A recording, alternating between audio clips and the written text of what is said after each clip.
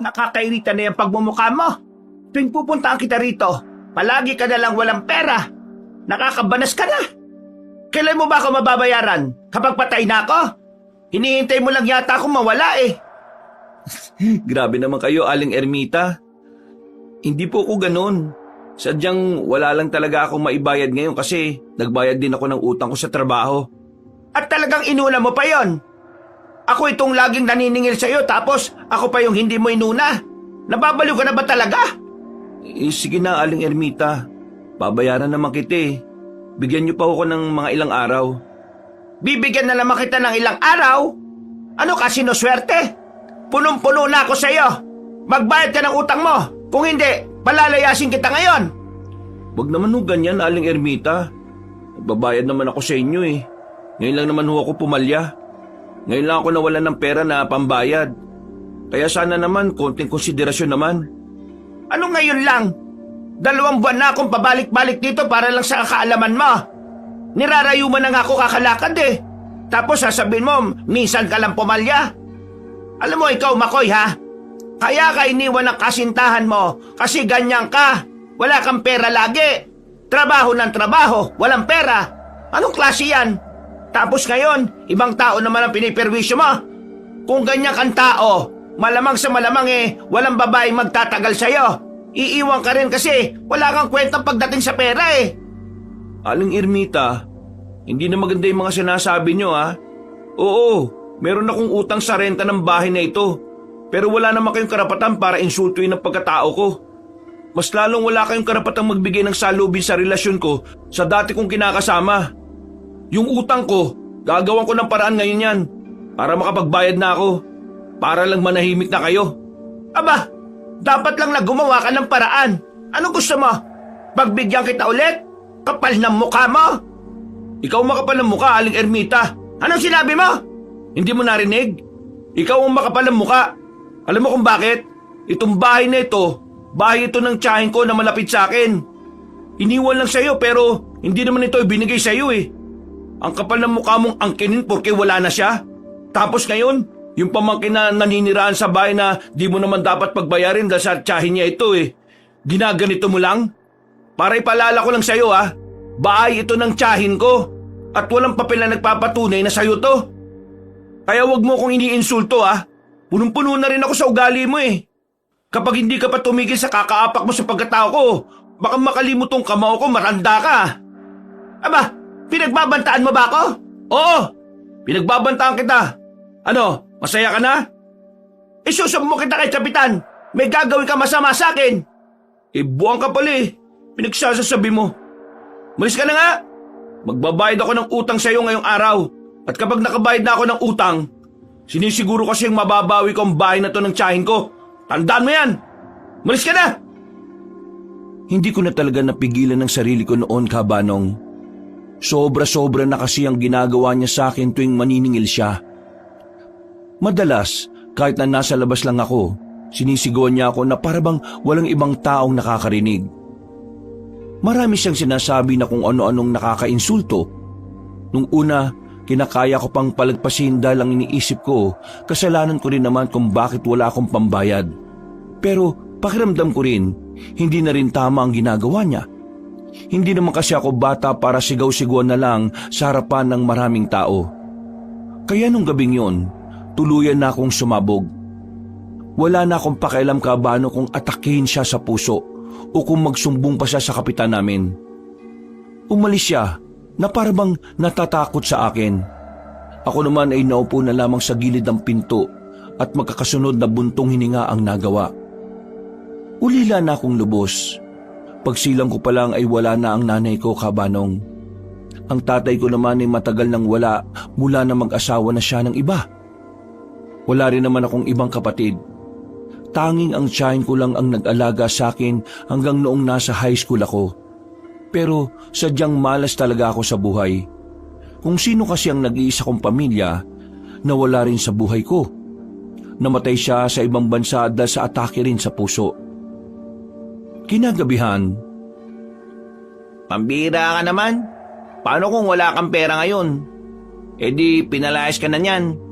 Saan ka na naman titira ngayon? Di mo na kasi dapat sinagot-sagot pa eh. Ang sasama rin ng mga sinabi mo, pre. Ikaw lang din mapapahamak niyan eh. Nagbanta ka pa talaga. Ano mo sa ipinagtatanggol mo lang naman ang sarili mong dignidad? Hindi mo ba narinig yung kwento niya? Iniinsulto ni Aling Ermita yung pagkatao niya. Eh kung tutusin, hindi naman niya kailangan gawin yun eh. Kasi yung bahay na tinitira nitong si Makoy, bahay naman talaga ng tita niya yun, di ba? Oo nga. Naroon na tayo sa pamamahay nga ng tita niya yun. Pero wala na ang tita niya eh. Ang umahawak na nun, si Aling Ermita. Ay nako, wrong move pre. Mas lalo mo lang binigyan ng dahilan si Aling Ermita na palayasin ka. Wala tayong magagawa eh. Sa kanya iniwan yung bahay, hindi naman sa'yo. Ang punto kasi rito, dapat kasi hindi siya nangahamak ng tao. Yun lang naman. Parang hindi nyo naman alam ang ugali ng taong yun. Dati pa naman natin nakikitang may pinapahiya yun eh. Wala tayong magagawa. Isa pa, si Makoy ang may atraso. Kaya dapat siya itong magpakumbaba. Magpakumbaba? Ang putik. Ano siya, Reyna? Basta, para sa akin, walang mali sa ginawa ng kaibigan natin. Hindi porke mahirap tayo, magpapakumbaba na lang tayo palagi. Sa pagpapakumbaba na yan, dyan nagsisimula yung pang-aabuso eh. Kaya hindi yan pwede sa akin. Eh, bahala ka nga. Hirap mong ka-argumento. Palibasa, puro pride ka eh. Eh ikaw, palibasa, puro ka pagpapakumbaba. Kaya yung pamilya mo, malit lang ang tingin sa'yo eh. Hoy, maayos ka sa sinasabi mo ah. Eh totoo naman eh. Hoy kayong dalawa, tama na. Bigla silang natahimik sa sinabi ko. Napapakamot na lamang sila sa ulo nang mapagtanto nilang mas lalo lang gumugulo ang utak ko. Pareho naman kasing may punto ang mga sinasabi nila. Pareho din naman silang may malasakit sa akin pero palagi talaga silang makasalungat. Di makakatulong yung ganyan eh. Mas lalo lang ako nawawala ng gana mag-isip. Nag-aaway pa kayo sa halip na tinutulungan niyo ako makahanap ng pambayad. Eh ano ba kasing nangyari sa sahod mo? Kakasahod mo lang kahapon, di ba? Pinambayad ko nga rin sa nasira akong machine. Kulang pa nga eh. Sira ulo din niya ang boss niyo eh. Hindi ba siya makaintindi ng aksidente? Eh, wala akong magagawa. Nasira ako eh. Di ba ganito naman sa bansang to? Kahit aksidente, kasalanan mo. Eh anong balak mo ngayon? Kailangan ko makahanap ng pera ngayon. Para kapag bumalik sa bukas, may ibabayad na ako. Kapag nakabayad na ako, gagawin ko makakaya ko para makuha sa kanya yung bahay na yon. Eh gabi na eh. Saan ka naman makakadiskarte ng pera? Buti sana kung nasa syudad tayo. Eh sa bayan pa marami mapagkakakitaan eh. Dito sa atin wala. Tinan mo naman oh, 9:00 pa lang tahimik na. Ay nako, yan nga rin ang iniisip ko eh. Kakainis. Eh wala rin naman kasi kaming pera pre. Alam mo naman, meron din kaming binabayaran. Ganito na lang pre. Bukas ng umaga kapag bumalik siya, kausapin mo ng may naon, humingi ka ng paumanin. Sabihin mo na hahanap ka lang ng pera at babayaran mo rin siya bukas. Kapag nakabayad ka na, saka ka na mag-angas sa kanya. Sige. Baka ganyan na lang din ang gawin ko. Kakainin ko na lang muna uli yung pride ko. At kapag ayos na ang problema, saka pa iiralin yung pride ko. O di ba? Yung mga sinasabi nyo, pagsasamahin ko para wala nang magtalo pa. Natawa na lang din ang dalawa kong kaibigan. Dahil wala naman na kaming gagawin nung oras na yon, niyaya ko na lang muna sila para kumain ng masarap na mami. May kaunting pera ako noon kaya nilibre ko na lang din silang dalawa. Malapit lang ang mamihan sa amin. Kaunting lakad lang naman ay naroon na rin kami. Pagdating namin ay agad naman kaming naka-order. Habang nasa iisang lamesa, tinuro ni Homer ang isang matandang lalaki na nasa kabilang lamesa lang din. Ang matandang yon ay si Mang Tober, ang nag-iisang albularyo sa malaki naming baryo. Pre, tingnan nyo oh. Parang malungkot na naman si Mang Tober oh.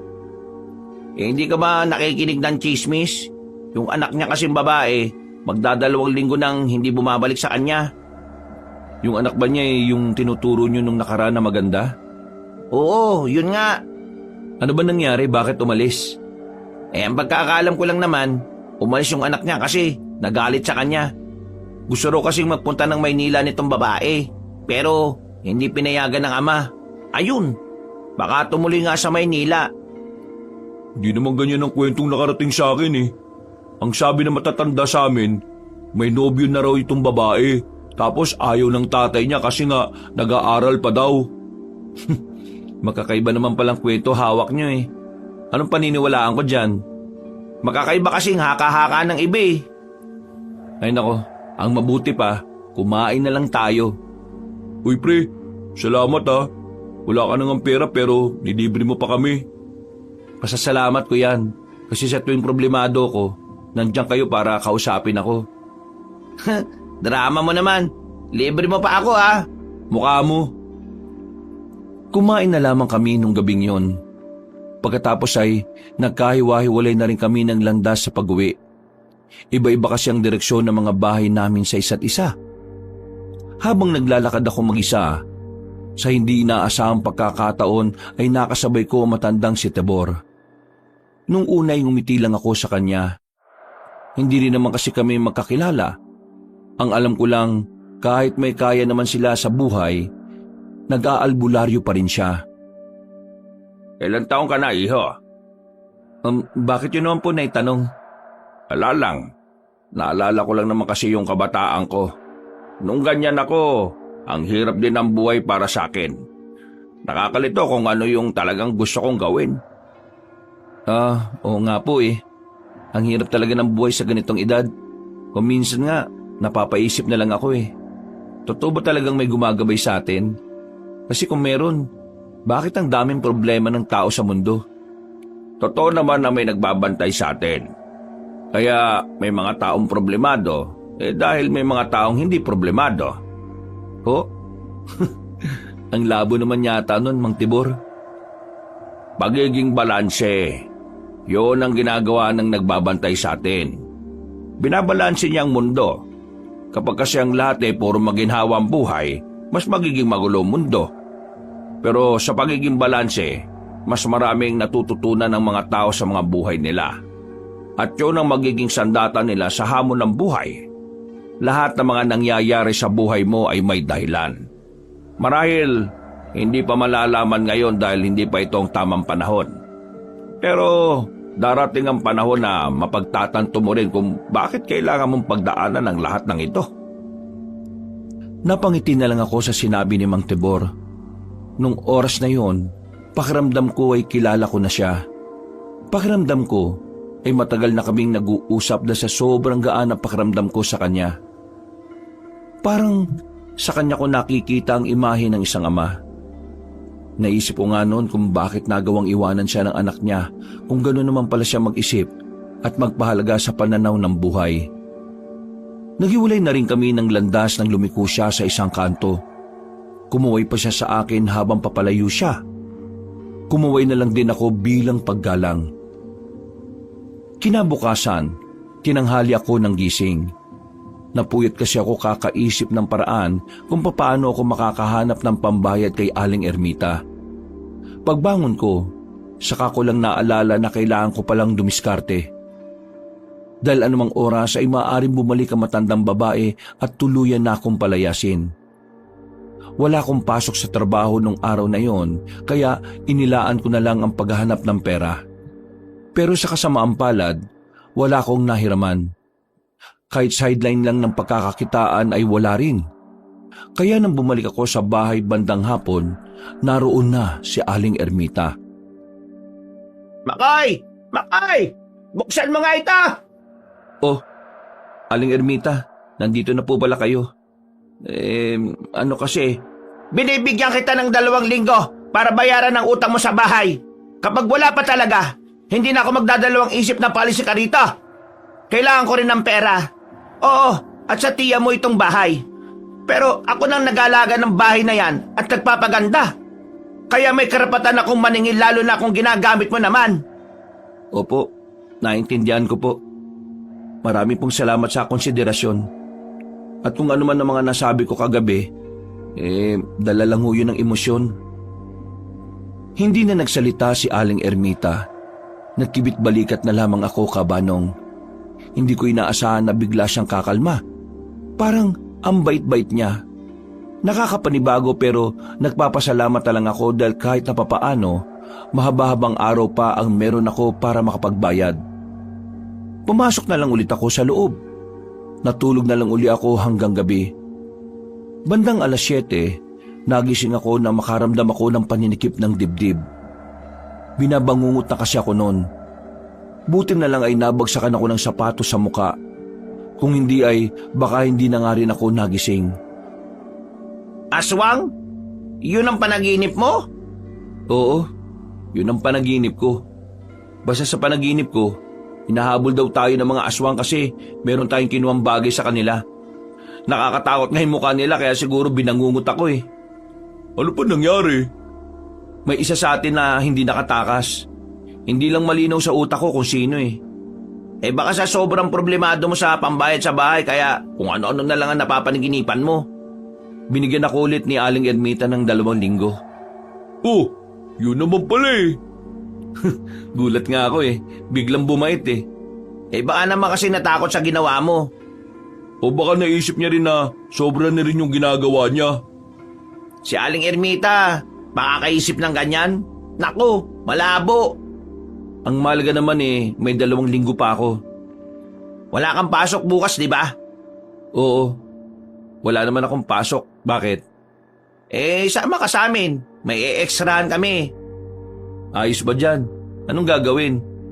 Magtatabas lang naman ng damo dun sa may gubat. May itatayo kasing parang health center dun, di ba? Bukas? Anong oras? Tamang-tama, wala pa rin akong pasok bukas. Kailangan ko pa naman ng pera. Saktong-sakto to sa'yo. Di ba marunong ka namang magtabas ng damo? Oo naman. Nakakalimutan niyo bang yan ang trabaho ko dati? Kung ganun di sumama ka sa amin. Sayang din yung perang kikitain. Nung gabing yon, Kabanong, hindi pa rin matahimik ang kalooban ko. Pakiramdam ko kasi kapag natulog ako papasok na naman ang mga aswang sa panaginip ko. Hindi naman ako matatakoting tao, pero kakaiba kasi yung panaginip ko. Ramdam na ramdam ko na para bang totoo. Kaya kahit na may lakad kami kinabukasan, napuyat na naman ako. Kaya nung nasa trabaho na kami, antok na antok ako. Mabuti na lang at walang nagbabantay sa amin. Uy pre, ayos ka lang. Namumugto talaga mata mo eh. Natulog ka ba? Lalim pa ng eye bags mo. Hindi ako nakatulog na maayos, pre. Pumasok na naman kasi sa panaginip ko yung aswang. Pre, iba na yan ha. Paanong iba? Baka mamaya, may pinapaiwatig talaga yung mga panaginip mo pero hindi mo alam. Sus, kadalasan ang panaginip kabaliktaran. Huwag mo nga masyadong nilalason utak nitong kaibigan natin. Hindi na nga makapagtrabaho ng maayos eh. Bilisan na natin. Kailangan natin matapos ang lahat ng ito bago maggabi. Para mamaya, tiba-tiba na lang tayo. Pinagpatuloy na lamang namin ang ginagawa namin. Kahit na antok ako, ay ginawa ko pa rin ang makakaya ko. Pero kapag naiisip ko ang tungkol sa mga panaginip ko, para akong natutulala bigla. Kabanong, hindi ako maalam pagdating sa mga panaginip. Kagaya ng sinabi ni Bitoy, kadalasan ng panaginip ay kabaliktaran ng pangyayari. Yun ang nakasanayang kong paniwalaan. Pero para sa pakiramdam ko, para bang may mangyayaring hindi maganda. Matapos ang halos maghapong pagtatabas ng damo, nakapagpahinga na rin. Maayos naman ang sahod na tinanggap namin. Oh, ayos ba? Nagtabas lang tayo ng damo, pera na kagad. Dapat nga hindi na muna natin tinapos eh, para meron ulit bukas. Si Raulo, anong kala mo doon sa kumausap sa atin, tanga? Alam niya yung sistema na sinasabi mo, no? Ang mahalaga naman para sa akin ngayon may pandagdag na ako sa pambayad ng bahay. Habang naglalakad kami, nakita na naman namin si Mang Tibor. Naglalakad siya at may daladalang kung ano. Naawa naman ako kaya nagmadali akong lumapit para tulungan siya sa mga bitbit niya. Sumunod din naman sa akin ang 2. Mang Tibor. Ano ulit ang pangalan mo? Makoy po. Tulungan ko na po kayo sa mga dala ninyo. Ang dami naman yan kasi. Ay nako, maraming salamat nangangalay na nga rin tong braso ko eh. Etong dalawang ito, kaibigan mo ba sila? Opo, mga kaibigan kong tunay ang dalawang yan. Si Homer po at si Bitoy. Magandang gabi po sa inyo. Magandang gabi po, Manong. Eto tinulungan nyo naman akong bitbitin ng mga ito. Pumunta kayo sa bahay ko at ipagtitimpla ko kayo ng tableya. Naku, nakakaya naman po. Sige po, gustong gusto ko po yan. Uy, kapal talaga ng mukha nito oh. Di man lang tumanggi muna kahit kunwari lang eh. Yung sabi sa akin ng lolo ko nung nabubuhay pa siya, masama na tinatanggihan ng mga biyaya. Nagtawanan na lang kami at nagpatuloy na rin sa paglalakad. Hindi naman kalakihan ang bahay ni Mang Tober. Isang palapag pero medyo mahaba. Ang labas naman ay napapalibutan ng mga halaman. Ang iba roon ay mga gulay na itinanim daw ni Mang Tober para hindi na siya bumibili sa palengke. Ang loob naman ng bahay ay talaga namang pamprobinsya talaga. Malinis, makinis at makintabang kahoy na sahig. Mukha namang komportable ang pamumuhay doon kaya hindi ko maintindihan kung bakit nagawa siyang iwan ng anak. Mang Tober, ang ganda pala ng bahay niyo, no? Hindi naman, simple lang naman yan. Ang bahay kasi gumaganda lang naman lalo kapag nililinisan mo. Maupo na muna kayo riyan. At ako magtitimpla na muna ng masarap na tableya. Huwag kayong mahiya. Tinulungan niyo naman ako magbuhat ng mga dala ko eh. Sandali lang ha. Habang naghihintay kami sa maliit na sala, tinuro ni Homer ang isang larawan na nakadikit sa pader. Larawan yun ng anak ni Mang Tebor. Maganda ang kanyang anak. Ang mukha niya ay parang mukha ng isang modelo ng pabango. Hindi pangkaraniwan ang itsura niya kung ikukumpara sa ibang babae sa baryo namin. Hindi rin naman nakapagtataka na maganda ang anak ng albularyo kasi gwapo rin naman si Mang Tebor at pati ang asawa nito. Pinagbasihan kasi namin ay ang larawan ni Mang Tebor at ang asawa niya noong medyo bata pa sila. Yan ang anak niya. Sobrang ganda, di ba? Parang kasing edad lang natin yung babae na yan Oo, maganda nga talaga. Hindi nakakapagtaka kung may umaaligid na ibang lalaki sa kanya. Pero sayang, umalis siya. Makikita sana natin siya dito kung hindi siya naglayas. Hinaan mo lang yung boses mo. Baka marinig ka ni Mang Tebor. Nakakaya. Totoo naman Hindi porke totoo dapat mo nang sabihin. Minsan mag-isip ka nga rin. Kasi may mga bagay na dapat hindi na lang sinasabi. Tama si Bitoy. Magdaan-daan lang tayo sa pananalita. Lalo na kung sensitibo ito at makakaapekto sa iba. Napailing na lamang si Homer. Tumigil na rin kami sa pag-uusap na makabalik na si Mang Tebor.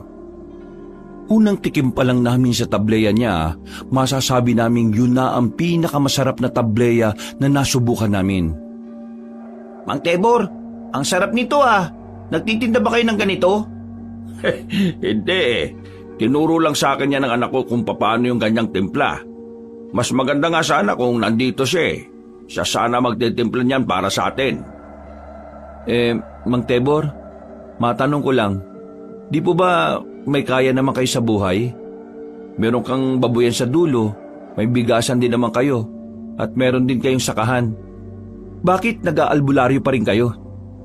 Alam mo, magandang tanong yan Ngayon lang may nagtanong sa akin ng ganyan Pero sa totoo lang, itong pag-aalbularyo na kasi talaga ang kukumpleto sa pagkatao ko.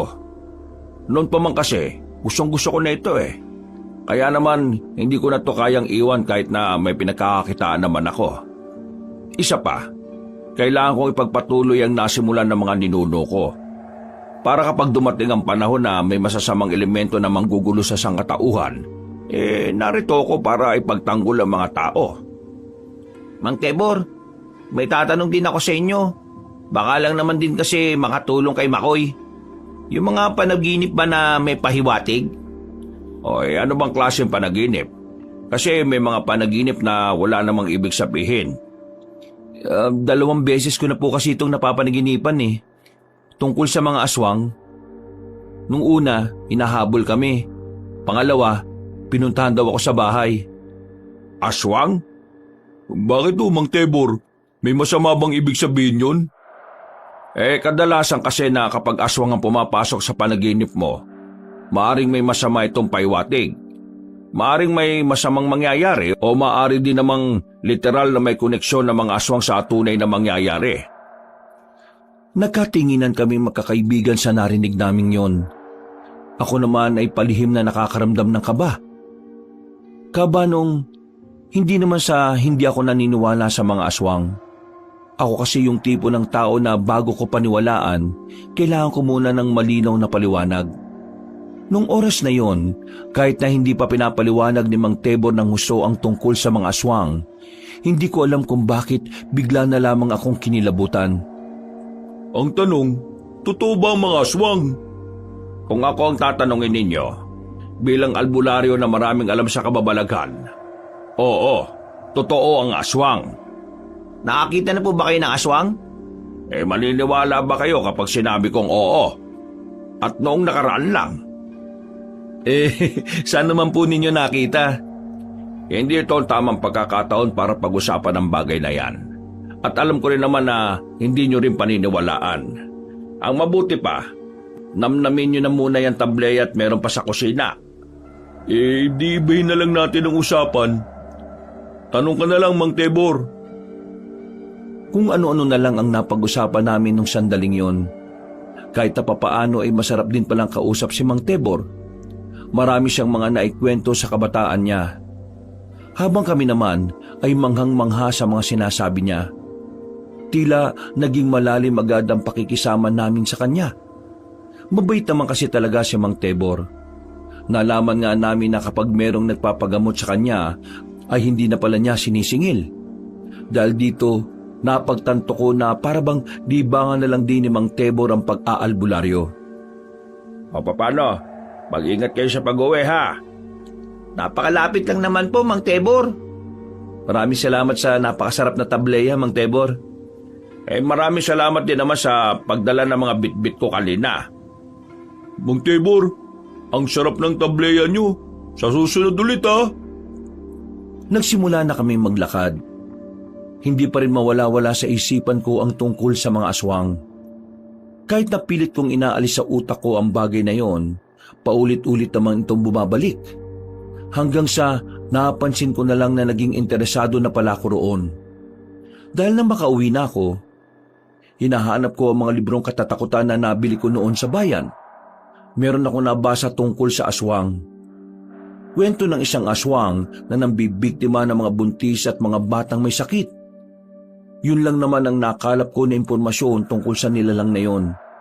Kaya kinabukasan na matapos na ako sa trabaho, dumaan ulit ako sa bayan para bumili ng bagong libro. Pero sa kasamaang palad, walang bago sa mga nakalatag. Malas, kung kailan naman naisipan kong bumili, wala naman. Pero kapag ayaw ko naman bumili, nakabalaan ra lang dyan. Naglakad na lamang ako papunta sa terminal. Bago ako makarating doon, nakita ko pa ang isang hindi inaasahang pangyayari. Merong humintong itim na sasakyan sa harapan ng babaeng naglalakad. Sa tansya ko ay kasing idarang ko lang yon. Hinila ang babae papasok ng sasakyan. Gustuin ko mang tumulong pero hindi ko na rin nagawa. Nakita ko kasi ang mata ng mga yon na namumula at ang mukha din ng mga yon ay mga kulubot. Sumigaw-sigaw ako para humingi ng tulong. Pero sa parting yon ay ako lang ang naroroon. Hindi ko alam ang gagawin ko. Umiinit ang mukha dahil sa kaba. Yung kasi ang unang pagkakataon na nakasaksi ako ng ganoong pagdukot.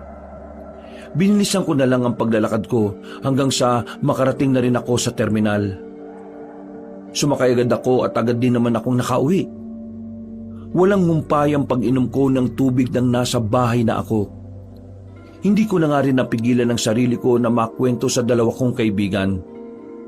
Pre, may ganyan ding nangyari kanina sa San Mateo eh. Oo nga, nabalitaan ko na rin yan. Walang ya. Ano ba nangyayari sa probinsya natin? At bakit may mga ganito? Nauuso na naman siguro yung kidnap and handsome eh. Anong kidnap and handsome? Ang putik na yan. Ano yan? Mandurukot ka sabay pogi ka? Tama naman, di ba? Kidnap for ransom. Yun ang tama. Pero meron pa akong hindi sinabi mga pre. Baka kasi hindi kayo maniwala sa akin eh. Uy, ano naman? Yung mga nakita kong dumukot kanina sa babae, parang kulubot yung muka. Tapos namumula yung mga mata nila. Baka naman nakamaskara lang yung mga yun, pre. Hindi eh. Kitang-kita ko talaga muka. Namumula mga mata? Baka naman adik o di kaya may sore eyes. Hindi nga. Basta, ganun yun. Kung ayaw nyo maniwala wala naman ako magagawa eh. To naman, pikon ka agad. Kilala ka namin. Di ka naman gagawa ng kwento eh. Ano kaya yung mga dumukot dun sa sinasabi mo? Ganun din kaya yung dumukot dun sa nabalitaan namin? Hindi ko rin alam. Pero tingin ko, mas maganda kung tanungin na lang natin si Mang Tebor. Ano naman alam ni Mang Tebor doon? Di naman siya pulis eh. Pero albularyo siya. Baka alam niya kung ano yung nakita kong namumula yung mga mata at kulubot ang mga muka. Nagbakasakali kami nung gabing yon. Kaya pinuntahan namin si Mang Tebor. Pagdating namin, inabutan namin siyang nagpapahid ng langis sa binti niya. Tinawag niya agad kami para pumasok. Nakangiti pa siya na akala mo may maganda na namang ikukwento. Bakit? Gusto niyo ba ulit na pagtimpla ko kayo ng tableya? Hindi na po. Makakabala pa kami. May gusto lang po kasi akong itanong at ikwento sa inyo. Hulaan ko.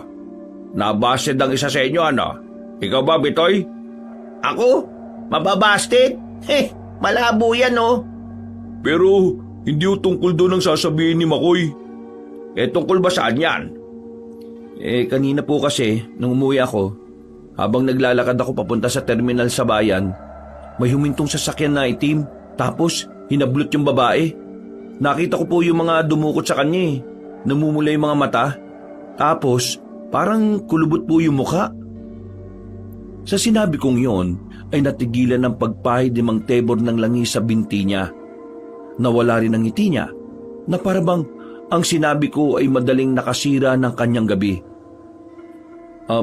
Pasensya na po ah. Mukhang hindi niyo po yata gusto yung sinabi ko. Mga aswang. Ano po? Mga aswang ang dumukot sa babaeng yon. Sandali o. Paano niyo naman po nasabi mga aswang yon? May ebidensya po ba kayo? Mahirap po kasing sabihin sa mga pulis na aswang ang dumukot eh. Baka mamaya, murahin pa nila kami. Total, pag-uusapan na rin natin to. Sasabihin ko na sa inyo ang tunay na dahilan kung bakit hanggang ngayon wala pa ang anak kong si Felina. Tumayo siya at merong kinuha sa gilid ng altar. Pinakita niya sa amin ang kapiraso ng tela na may bahid na kulay pula. Itong tela na ito ay natapyas ko sa damit ng aswang na dumukot kay Felina. Nung gabing yon, mag-isa ako natutulog noon. Pero nagising ako dahil sa sigaw ng anak ko sa labas. Kararating lang niya galing trabaho, pero may humihilan na sa kanya.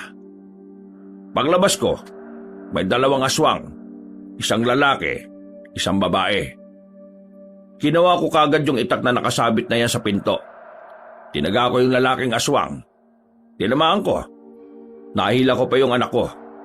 Pero mas nahila sa akin palayo. Ang nahawakan ko na lang ang damit ng lalaking aswang. Wala na ako nagawa. Nabigla din kasi ako noon. Na hindi ko man lang nagamit ang mga dapat kong gamitin para makapalag sa mga aswang. Nakuha nila ang anak ko. Umiyak na lang ako kasi sa tanda kong ito, hindi ko na rin naman kaya pang tumakbo. Seryoso po ba kayo? Totoo ang sinasabi ko, mga iho. Bakit naman ako gagawa ng kwento tungkol sa pagkawala ng anak ko? Yung mga naririnig niyong chismis, walang katotohanan yon. Pero nagpapasalamat na rin ako sa kanila na hindi nila alam ang totoong nangyari. Kasi ayaw ko rin namang malaman ng mga tao na may nadukot na dito sa atin. Magdudulot lang yun ng gulo at takot sa lahat. Pero anong gagawin yun yan? Kung aswang pala talagang dumukot sa anak ninyo. Kayang-kaya ko naman sanang labanan ng mga yun Noong araw, lumalaban din naman ako sa mga aswang. Pero ngayon, hindi ko na kaya. Nahihirapan na akong kumilos. Nahihirapan na akong gumalaw ng mabilis. Kaunting takbo, kaunting hakbang, inihingal na ako. 2 linggo nang wala ang anak niyo Kailangan niyo siyang makuha. 2 linggo na nga, pero wala akong magawa. Mukha lang akong masaya palagi pero sa loob-loob ko, walang araw na hindi ako nababahala. Hindi ko na nga rin alam ang gagawin ko. Tuwing gabi, palagi ako lumalabas ng bahay at nagpupunta sa gubat para hanapin ang anak ko. Pero, palagi akong nabibigo. Hindi ko kinakaya ang mahabang lakaran. Isa pa, malabo na rin kasi ang mga mata ko. Kaya nga minsan, sinasabi ko na lang na sana magkaroon ng himala. May makilala akong tutulong sa akin. Kami po ba yung naiisip niyong tumulong na maibalik ang anak ninyo? Sa totoo lang, oo.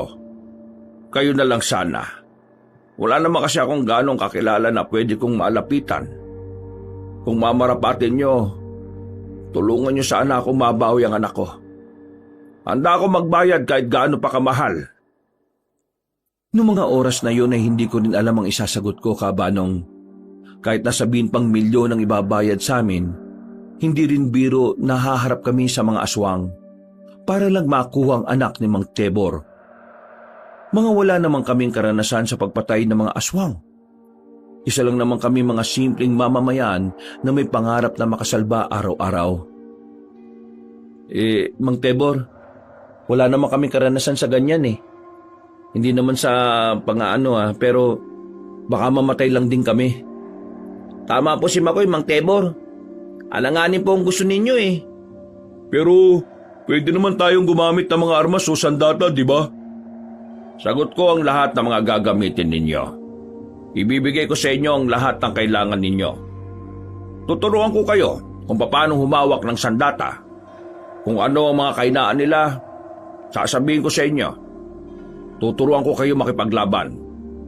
Kaya nakikiusap ako. Tulungan niyo ako. Si Felina na lang ang meron ako. At kung wala siya sa buhay ko, hindi ko na alam ang gagawin ko. Kung iisipin niyo mga pare, 2 linggo na siyang wala. Ano na lang kaya ang mga nangyari sa kanya dun sa mga araw na nakalipas? Mang Tebor, matanong ko lang, alam niyo po bang dahilan kung bakit nandurukot ang mga aswang? Balak nilang gamitin ang kababaihan para makagawa ng panibagong uri ng aswang. Dugo ng isang babaeng berhen ang kailangan nila. Lumapit si Mang Tebor sa akin at tinawakan ng kamay ko. Kitang-kita ko ang pagmamakaawa sa kanyang mga mata. Madaling lumambot ang puso ko noong mga oras na yun. Parang hindi ko kaya na may isang ama na nagmamakaawa para sa kakarampot na pag-asa. Sinubukan ko namang lapitan ng mga kapwa ko albularyo. Pero wala rin silang magawa. Dahil kagaya ko, matanda na rin sila. Hindi na rin nila kayang kumilos. Ang mga nakausap ko namang medyo bata pa, tinanggihan ako dahil akala nila ay nabubuang na ako. Kung pagbibigyan niyo ako, pangako, ibibigay ko ang lahat ng gusto ninyo. Maibalik lang ang anak ko. Lahat gagawin ko. Pre, palag ba? Mang Tebor, una, tumayo po kayo dyan. Hindi nyo naman po kailangan lumuhod Naiintindihan namin ang nararamdaman nyo. Pero nag-aalala lang din naman po kami sa kaligtasan namin. Mang Tebor, tutulungan namin kayo. Pero ang gusto lang namin, bigyan nyo kami ng kaalaman sa mga aswang.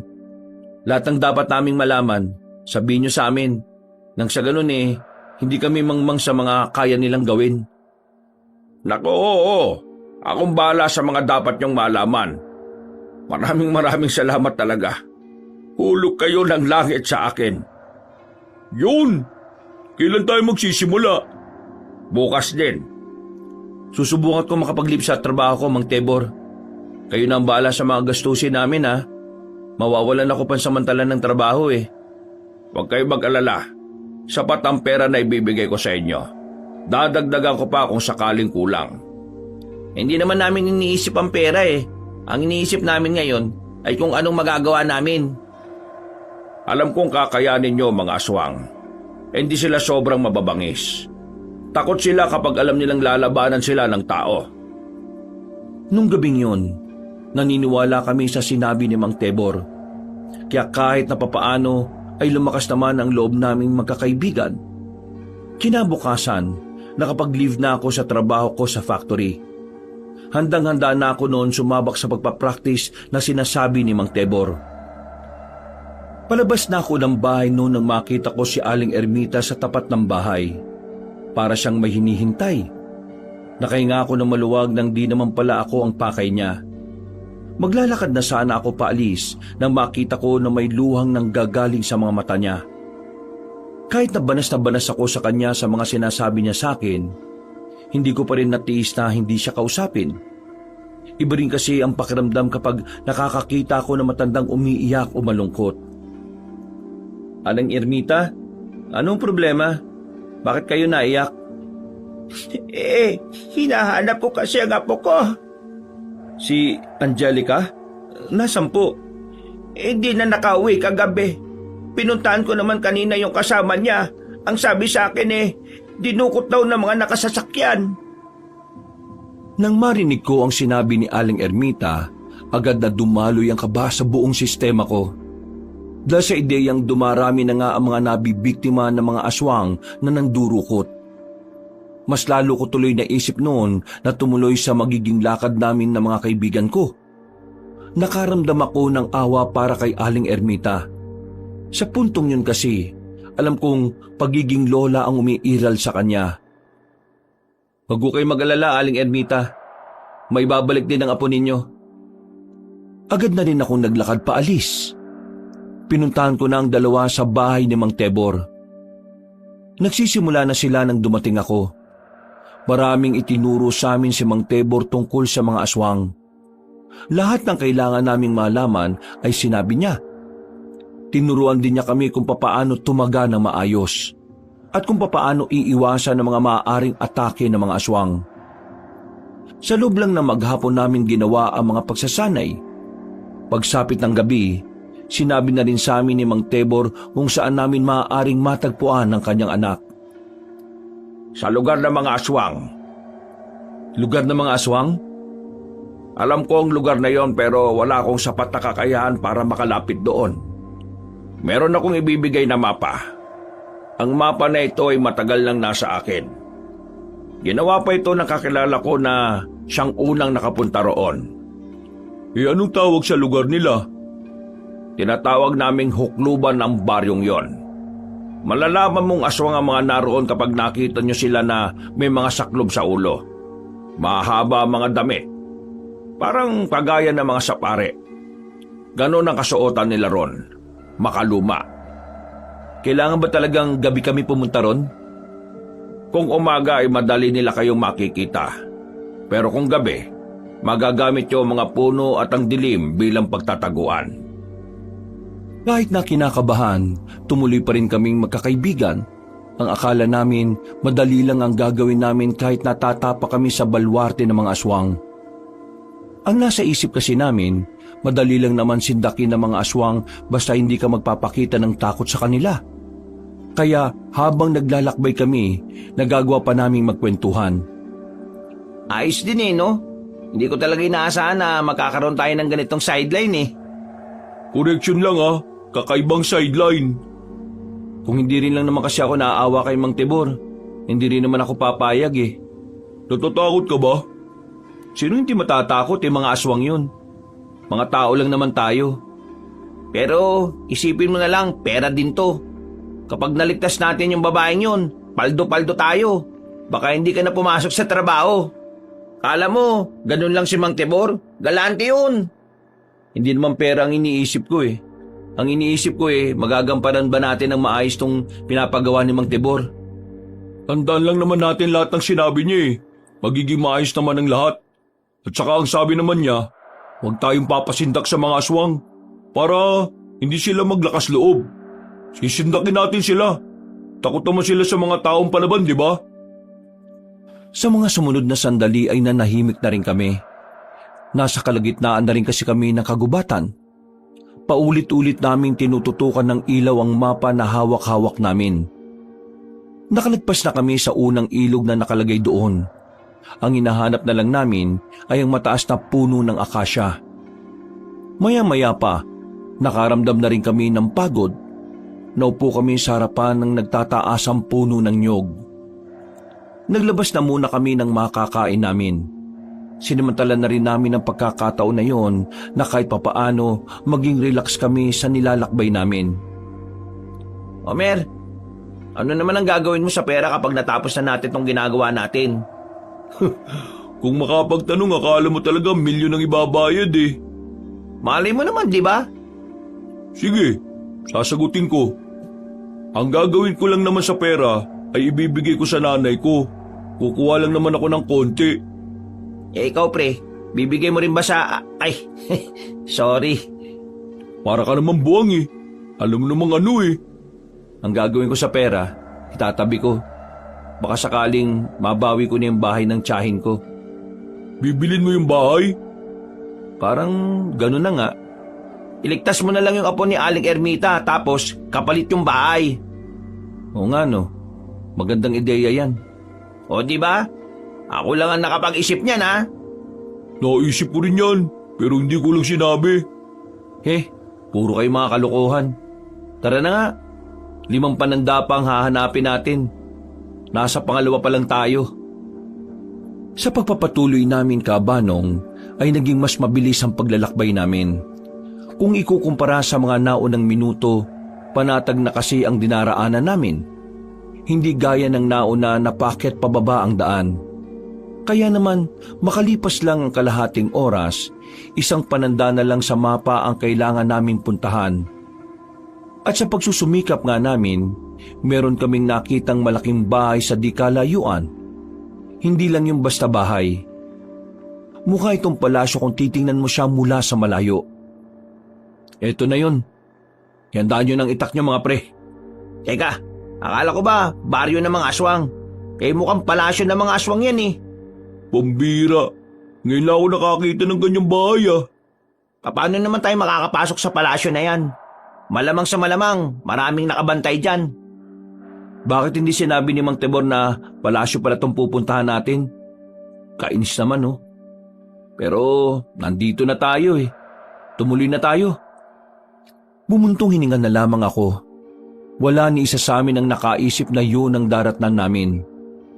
Ang imahe kasing nabuo sa utak namin ay isang baryo ng aswang lang ang maabutan namin. Pero malayo yun sa baryo. Ganun pa man, tumuloy pa rin kami kabanong. Dala ang itak at ang pangontrang nakatali sa bewang namin. Maingat kaming lumapit doon. Masyadong malaki ang palasyo sa malapitan kaya nahirapan kaming humanap kung saan mas magandang maan. Nagpahirap din sa amin na may mga nagbabantay. Tingnan mo, mga aswang din ba sila? Ayun yung mga nagbabantay oh. Bakit hindi naman sila mukhang aswang? Parang normal lang eh. Ang sabi ni Mang Tebor, kaya nila mag-anyong tao. Yung parang wala nang bakas ng pagiging aswang sa mukha nila.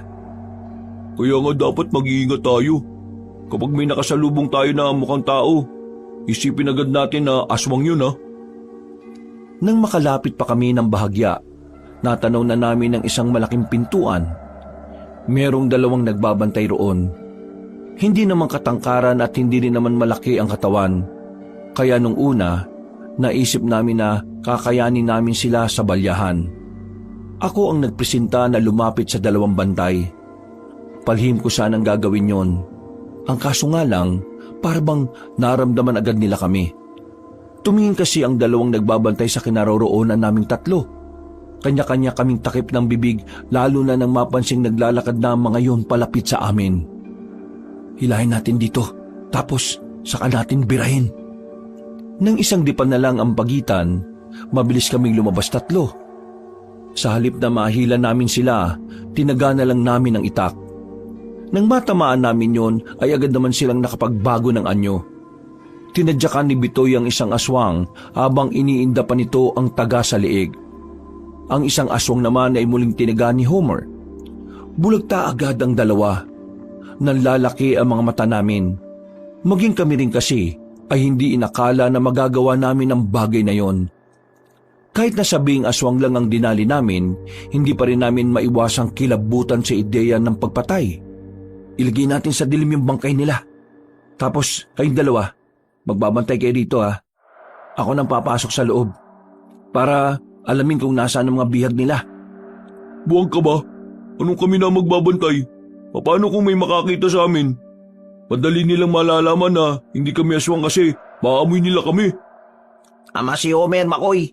Delikado kung tatambay kami rito. Kahit magpanggap kami na bantay, mabubuko rin kami ng mga aswang. Kaya mas maiging sumama na lang kami sa iyo.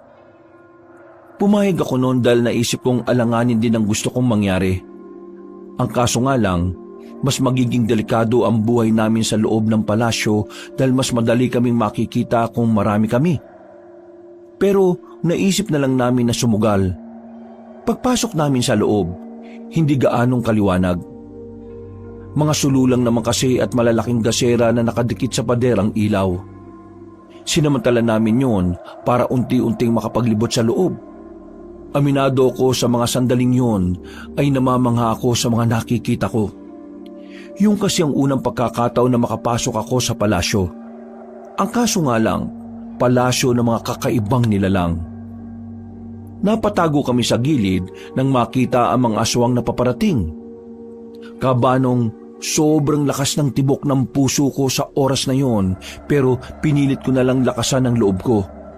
Para kasing unti-unti na rin kaming tinatabla ng takot.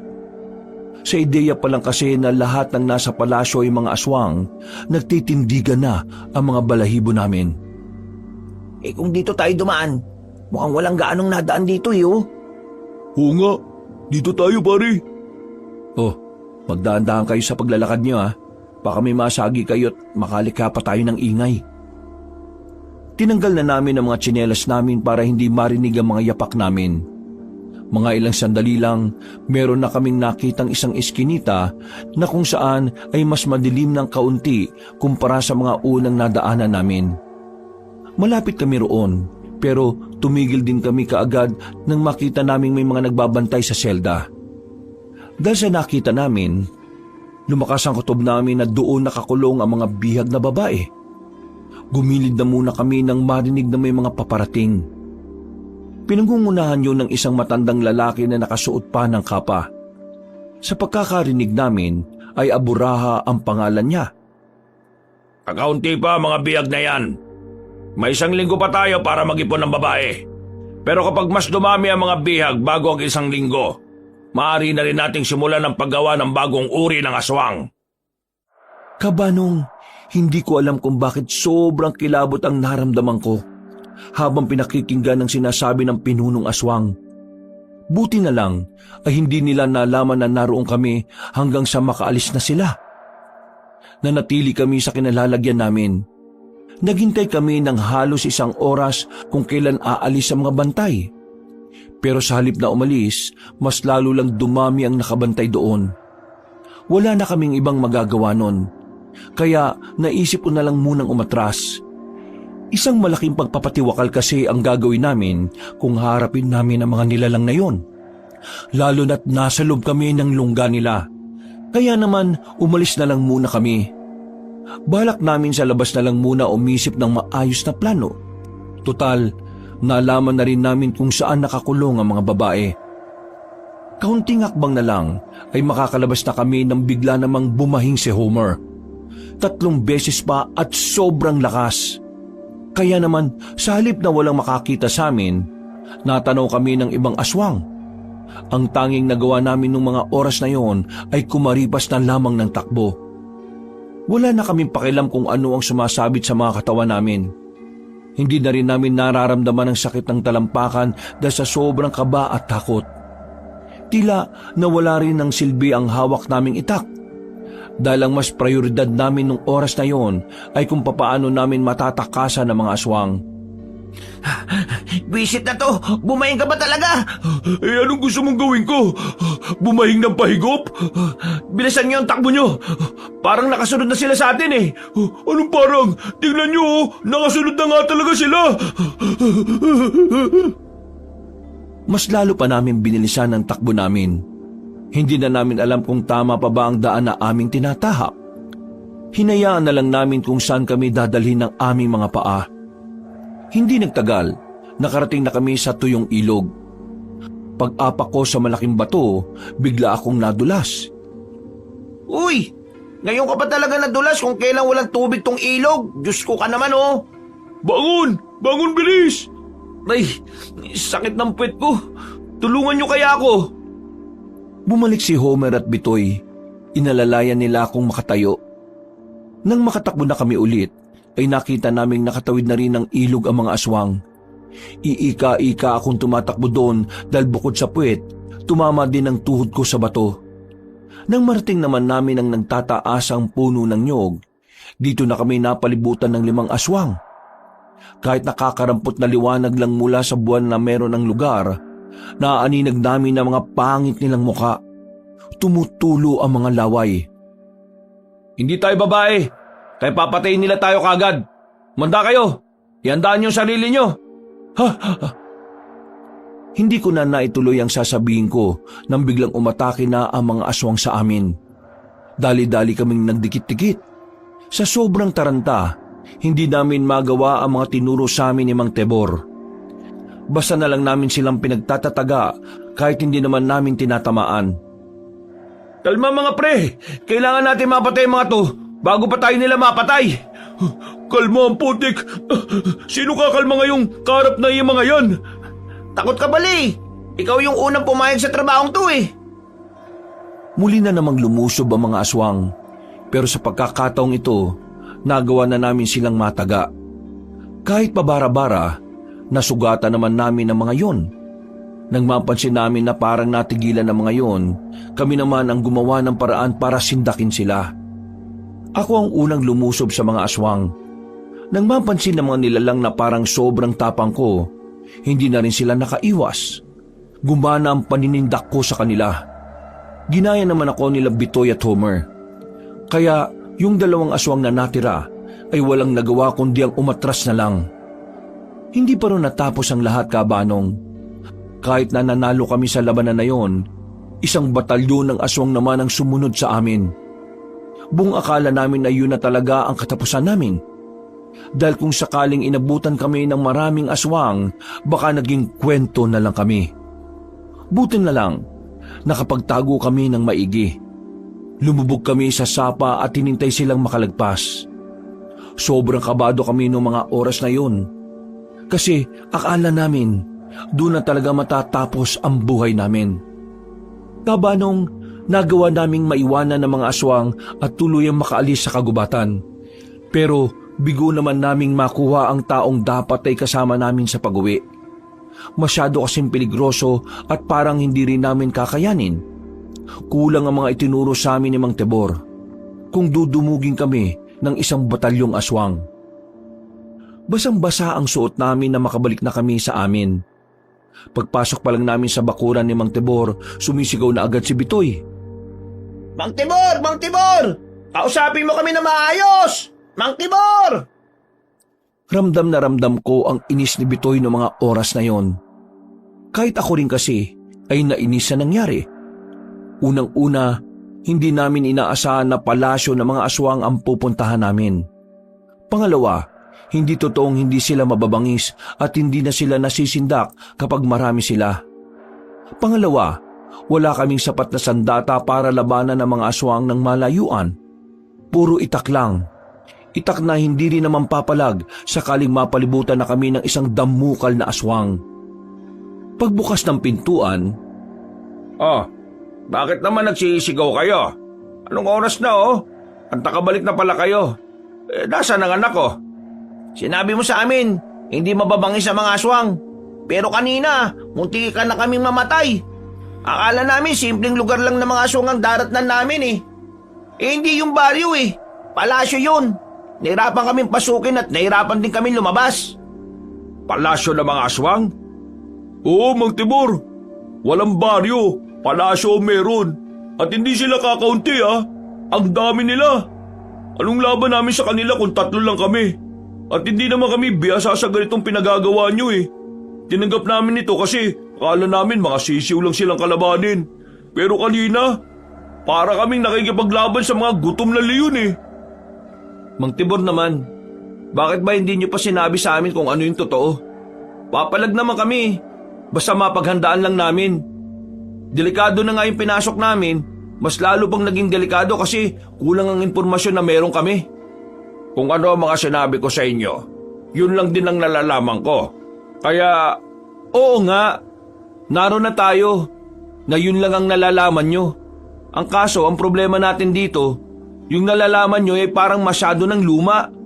Wala ka bang nalalaman tungkol sa kasalukuyang estado ng mga aswang? Kasi mukhang ang layo na ng sinabi nyo sa nangyari sa amin kanini. hindi sila nasisindak, Mang Tibor. Baka yung sinabi mong aswang yung mga aswang nung panahon mo pa. Pasensya na.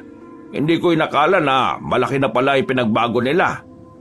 Sa tagal ng panahon, malamang sa malamang, nagbabago rin ang mga kagaya nila. Lalo na kung meron silang mga binabalak na masama sa mga tao. Hindi naman sila maglalakas loob na gumawa ng masama kung alam nilang hindi sila mababangis Ayoko na rito, Mang Tibor. Pasensya na talaga Kahit wag mo na kaming bayaran. Basta wag lang kaming mamatay. Ayos na ako ron. Teka, makinig muna kayo. Alam ko kung ano yung pwede niyong gamitin para matapatan niyo yung mga aswang na yon. Ano na naman yan? Ipapairam ko sa inyo yung mga anting-anting ko. Oh, kita mo na? May ganyan ka pala. Bakit hindi mo agad binigay sa amin nung bago kami umalis? Kung binigay mo sana sa amin kaagad yan baka nabawi pa namin kaagad yung anak nyo. Pambihira naman talaga Bakit naman di mo kaagad sinabi, Mang Tibor? Hayaan niyo muna kasi ako magpaliwanag. Masyado kayong nadadala ng emosyon Pakinggan niyo muna ako. O sige, makikinig kami. Hindi ko kagad sinabi sa inyong tungkol sa anting-anting dahil kailangan ko pang buhayin ulit ang diwa nito. At ilang araw ang kailangan kong gugulin para dito. Kung sinabi ko kagad sa inyong tungkol sa anting-anting, baka una pa lang umayaw na kayo dahil alam kong ang anting-anting lang ang aasahan ninyo. Isa pa, hindi ko naman agad pwedeng ibigay sa inyo ito. Lalo na kung hindi pa buo ang diwa ng mga anting-anting. Makakasama lang sa katawan ninyo kapag ginamit nyo kagad. Basta ako, ayoko na. Kahit may anting-anting pa, ayoko na. Ang hirap na magtiwala, Mang Tibor. Pakiramdam ko, sinubukan mo lang kami para magkaroon ka ng impormasyon sa mga aswang Ayoko na, suko na ako rito. Mang Tibor, pasensya na pero ayoko na rin. Nauna nang naglakad ang dalawa kong kaibigan. Naiwan ako habang nakatingin sa mangyak-yak na matanda na si Mang Tibor. Naawa ko sa kanya pero dahil sa dinanas namin, nakakaramdam pa rin ako ng inis. Pakiramdam kasi namin na hindi niya kami pinagkatiwalaan. Mahina ang tingin niya sa amin kaya sinabi niyang aasa lang kami sa anting-anting na dapat yun naman talaga ang una naming sandata. Pasensya na, Mang Tibor pero mas mainam yata na ipagawa niyo na lang itong gusto niyo sa mas nakakaalam. Napayuko na lamang si Mang Tibor. Hindi na siya nakapagsalita pa. Sumunod na lang din ako sa mga kaibigan ko. Masama ang loob namin kay Mang Tibor, pero naroon pa rin ang awa na nararamdaman ko sa kanya. Tumambay na muna kami sa bahay ko, kanya-kanyang timpla ng kape, matapos makapagpalit ng mga basang suot. Tama ba naman na sabihin niyang hindi niya sinabi ang tungkol sa anting-anting kasi aasa lang tayo doon? Malamang, hindi naman tayo bihasa Kung ang kinababahala niya baka makasama sa katawan natin kung gagamitin natin kaagad, dapat sana sinabi niya rin, di ba? Ang sabihin niya, hindi niya talaga ibibigay sa atin yon. Gusto niya na iligtas natin ang anak niya gamit lang yung itak na dala natin. Naintindihan ko yung sinasabi ni Mang Tibor. Kung sinabi niya kagad, baka hintayin pa natin yung anting-anting kung kailan natin pwedeng gamitin. Nalaman natin na 1 linggo na lang ang natitira para sa mga biyag Isipin na lang natin, kung hihintayin natin kung kailan mabubuhay ang diwa ng anting-anting at umabot ng higit 1 linggo, pagpunta natin sa palasyo ng mga aswang, may nangyari ng masama sa mga biyag. Teka, akala ko ba inis ka rin sa nangyari? Pero bakit parang kinakampihan mo pa si Mang Tibor? Hindi ko naman kinakampihan. Pinapaliwanag ko lang yung gusto niyang iparating. Kasi mukhang di natin naintindihan kanina dahil nga sa bugso ng damdamin natin eh. Bago pa sila magkainitang dalawa, pumagitna na ako. Alam ko kasing kapag parehong may pinupunto si Homer at Bitoy, malamang ay walang magpapatalo sa kanila. Tumigil din naman silang dalawa. Nang maging kalmado na ang sitwasyon, ay pinauwi ko na muna sila. Pakiramdam ko kasi noon, mas magiging malinis ang kaispan namin kung maghiwa-hiwalay na muna kami. Kinabukasan ng umaga ay nasa bahay lang ako. Wala akong gagawin. Naka-leave kasi ako sa trabaho ko. Medyo nanginayang ako sa nangyari dahil nauwi lang sa bakasyon ang pag-leave ko na sana'y pera na ang kapalit. Pero higit sa pera, mahalaga pa rin naman sa akin na maibalik ang anak ni Mang Tibor. Ang kaso nga lang, tingin ko noon ay hindi na kami ang taong kailangan niya. Lumabas ako para bumili ng almusal. Wala pa ako sa tindahan, nakita ko naman si Aling Ermita. Umiiyak na naman. Wala siyang ibang bukang bibig kundi ang apo niyang si Angelica. Nakita niyo ba ang apo ko? Pakiusap, tulungan niyo namang mahanap ang apo ko. Sige na, magbabayad ako kahit na magkano, maibalik lamang siya. Sa hindi inaasahang pagkakataon, napatingin siya sa akin. Lumapit siya sa akin at tinawakan ng kamay ko na parabang wala kaming naging alitan. Namumugto ang namamasa-masa niyang mata habang nakatingin sa akin. Oy, pakiusap, tulungan mo ako. Pangako, hindi na kita aawayin. Ibabalik ko na ang bahay ng tiyahin mo. Hindi na rin kita sisingilin sa mga utang mo. Basta maibalik lang ang apo ko. Siya lang ang pamilya ko na hindi ako tinalikuran. Lahat sila iniwan ako. Ang apo ko na lang na si Angelica ang natitira sa akin. Kaya nagmamakawa ko sa iyo. Sige na naman, Makoy, tulungan mo kung maibalik siya. Hindi ko alam kung ano ang gagawin ko nung sandaling yon. Pakiramdam ko kabanong bigla akong nagkaroon ng responsibilidad. Mas lalo akong nakaramdam ng awa nang maramdaman ko ang panginginig ng kamay niya. Aling Ermita, huwag kayong mag-alala. Makakauwi ng ligtas ang apo ninyo. Manalangin lang kayo sa Panginoon. Tulungan mo ako. Tulungan mo akong mahanap siya. Oo, gagawin ko kung ano man ang makakaya ko. Diyos ko, salamat naman. Ang dami kong nilapitan pero ikaw lang ang nag-iisang may gusto na maibalik ang apo ko. Maraming salamat talaga, Makoy. Hindi ko alam na ikaw pa ang makakatulong sa akin sa kabila ng mga pinaggagawa ko sa iyo. Saka na natin pag-usapan yung alitan natin, Aling Ermita. Ang mahalaga ngayon, yung apo ninyo. Babalitaan ko na lang kayo kapag nagkaroon na kami ng balita sa kanya. Ngumiti ng malapad si Aling Ermita. Bumakas agad sa mukha niya ang pag-asa. At nung oras na yon, tingin ko ay isa yung senyalis na kailangan kong bumalik kay Mang Tibor. Kinausap ko kagad ang dalawa kong kaibigan. Nagkausap kami sa bagay na yon. Napapayag ko naman si Homer na bumalik pero si Bitoy ang hirap na niyang pilitin. Bakit ba bigla-bigla ka na lang nagpalit ng desisyon, Makoy? Akala ko ba ayaw mo na. Ayan si Homer, siya na lang mag-isa dun. Total, siya naman talaga ang may gusto nung una pa lang eh. Nakita ko kasi kanina si Aling Ermite. Umiiyak dahil hanggang ngayon daw, hindi niya pa nahahanap yung apo niya. Medyo masakit sa akin na alam ko kung nasaan ang apo niya pero hindi ko masabi. Pambira ka naman. Ang sama-sama sa'yo ng taong yun tapos ngayon tutulungan mo. Nakakalimutan mo na bang hindi ka niya nire-respeto? Kung ako yan, pababayaan ko yan eh. Kasi kaya kay naabuso kasi alam niyang mabait ka. Kaso, hindi ikaw si Makoy. Si Makoy kasi mahabang pasensya at malawak ang konsiderasyon. Ikaw hindi. Oo nga, hindi nga ako kagaya ni Makoy. Kaya nga ayaw ko nang sumama sa inyo eh. Ilalagay nyo lang ang sarili nyo sa alanganin. Yung pera, wala na akong pakialam. Maghahanap na lang ako ng matinong trabaho. Kung hindi ka na namin mapipilit wala na kami magagawa. Kaming dalawa na lang ni Homer ang babalik. Tara na, Homer. Walang hihingi ng balato kapag natapos na namin yung pagsagip dun sa babae. Hindi na nagsalita pa si Bitoy. Ngumisi na lang siya sa amin. Kaming dalawa naman ni Homer ay dali-daling naglakad patungo sa bahay ni Mang Tibor. Ang kaso, wala siya nang dumating kami roon. Nakakandado ang pinto. Ang sabi sa amin ng napagtanungan naming matandang babae, nung alanganing gabi din ay lumabas si Mang Tibor. Pre, hindi kaya mag-isang pinuntahan ni Mang Tibor yung palasyo ng mga aswang? Ang problema dito, hindi siya umabot dun. At sa gubat na siya bumagsak. Pre, hanapin natin si Mang Tibor. Baka mamaya kung ano mangyari dun. Kasi naman, sumama yata loob niya dahil sa nangyari kagabi. Konsensyang namayani sa amin nung oras na yon, Kaabanong. Kahit na hindi naman dapat namin kasalanan yon, pakiramdam namin ay may responsibilidad kaming hanapin siya. Wala kaming sinayang na oras. Pumunta agad kami sa gubat. Dinaanan namin ang lahat ng posibleng daanan ni Mang Tibor.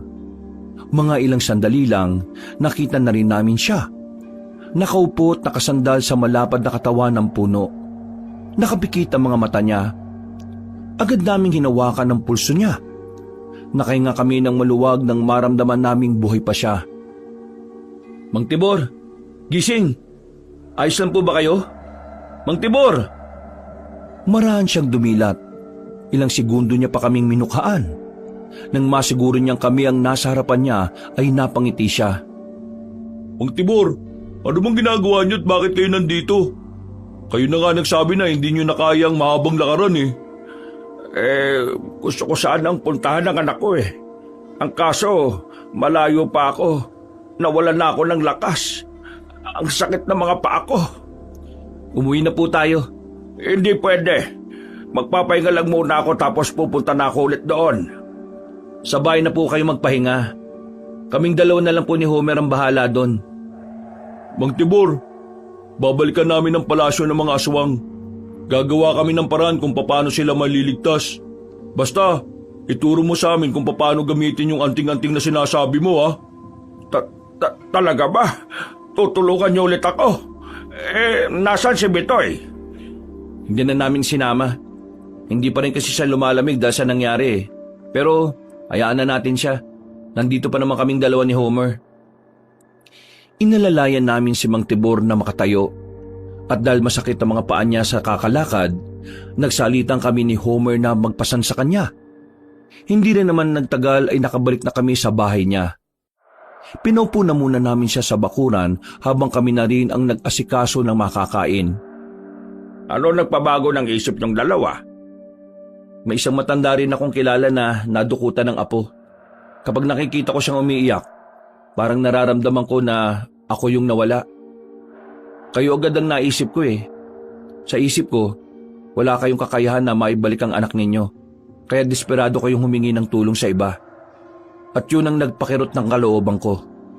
Hindi kaya ng konsensya ko na may isang magulang at matanda na nangungulila sa anak. Ako naman, umpisa pa lang naman eh. Gusto ko na talaga makatulong eh. Maraming salamat sa inyo. Kayo na lang talagang natitira kong pag-asa eh. Ngayong araw din, ipapagamit ko na sa inyo ang anting-anting. Pero Mang Tibor, paano ba gamitin yan? Hindi nyo na kailangan mag-alala. Basta kayanin ng katawan ninyo ang anting-anting na ang kusang kikilos para maging mahusay kayong mandirigma kontra sa mga aswang. Nagkatinginan kami ni Homer. Sa tingin pa lang ay mababakas na ang kaba na nabubuo sa kalooban namin. Pero noong mga sandaling yon ay buo na talaga ang desisyon namin. Tutulungan namin ang mga dapat tulungan. Susubukan naming iligtas ang mga dapat iligtas. Pagdating ng hapon, ipinasuot na sa amin ni Mang Tibor ang anting-anting. Nung una ay wala namang kaming nararamdaman. Ang akala namin, pangkaraniwang pulseras lang yon na gumagana lang kapag may aswang sa paligid. Pero makalipas lang ang ilang minuto, bigla na lamang kaming nakaramdam ni Homer ng kakaibang init sa katawan. Na para bang ikinukulong kami sa loob ng isang lutuan. Mang Tibor, anong nangyayari? Bakit ganito? Ang init! Sobrang init! Mang Tibor, tulungan mo kami! Kailangan niyong tiisin yan. Kapag kinaya yan ng katawan ninyo sa loob ng 10 minuto, ibig sabihin pwede niyong gamitin ng anting-anting. Napaiga na kami ni Homer sa lapag.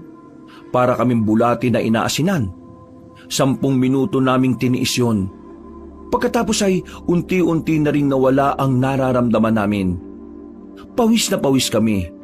Hingal na hingal at uhaw na uhaw. Agad naman kaming inabutan ni Mang Tibor ng sabaw ng buko.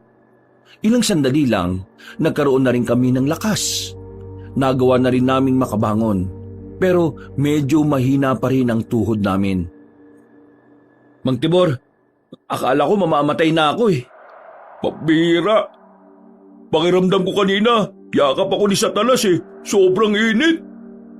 Kayong kinaya niyo ang matinding init na yon, isa lang ang ibig sabihin nito. May kakayahan kayong magamit ang anting-anting na suot ninyo. Sinasabi niyo po ba na merong kapangyarihan tong anting-anting na to? Oo, ang kapangyarihan na nagmumula sa kabutihan. Tanong ko lang Mang Homer, bakit hindi kayong gumamit nito? Ang isang antingero o albularyo kapag matanda na, hindi na kinakaya ang lakas na meron ng anting-anting. Maaari kong kamatay kung gagamitin ko yan kahit mahina na ang katawan ko. Kaya nga kayong napili ko kasi mukhang malalakas naman ang katawan ninyo. At hindi nga ako nagkamali. Kinaya ng katawan ninyo ang kapangyarihan ng anting-anting. Ngayon, ang anting-anting na ang bahala sa inyo. Mga bandang 6:00 ng gabi, tuluyan na kaming nakarecover sa nangyari. Bumalik na rin ang lakas namin. Sobrang gaan sa pakiramdam. Para kaming ipinanganak ulit. Ipikit niyo ang mga mata ninyo. Mag-aalay ako ng dasal na magsisilbing gabay sa inyong paglalakbay. Huminga kayo ng malalim at damhin natin ang Panginoon. Nagdasal kami ng taimtim. Nakatulong ang dasal na iyon para kahit papaano ay mabawasan ang kaba na dinadala namin. Pagkatapos, nagpaalam na rin kami kay Mang Tibor. Anong nararamdaman mo ngayon, pre? Magaan. Sobrang gaan. Parang preskong-presko. Pero may kaunting kaba akong nararamdaman. May kaba nga rin ako eh. Kasi paano kung hindi gumana yung anting-anting? Ang sabi ni Mang Tibor kanina, gagana ang anting-anting kung magtitiwala tayo sa kanya. Huwag nating isipin na hindi gagana. Maging positibo lang tayo. Kasi tingin ko, kung ano yung nararamdaman natin, nakaka-apekto yun sa magiging papel ng anting-anting sa laban natin. Kung sa bagay, may tama ka naman. Kung sana kasama natin si Bitoy dito, masaya no? Hayaan na natin siya. May katwiran din naman siya eh. Hindi lang talaga makakapareho mga pananaw natin. Maya-maya lang ay napatigil kami sa nilalakaran namin. Pareho naming narinig ang mga tapak ng paa sa mga tuyong dahon kahit na nasa malayo pa lang yun. Nung oras na yon, pakiramdam ko isa na yon sa kakaibang kakayahan namin dahil sa anting-anting. Ang pagiging matalas ang pandinig. Pre, mga aswang yata. Naamoy mo rin? Oo eh. Ito na yata yung kapangyarihan ng anting-anting. Huwag ka maingay. Maganda na tayo. Nagtago kami sa likuran ng puno.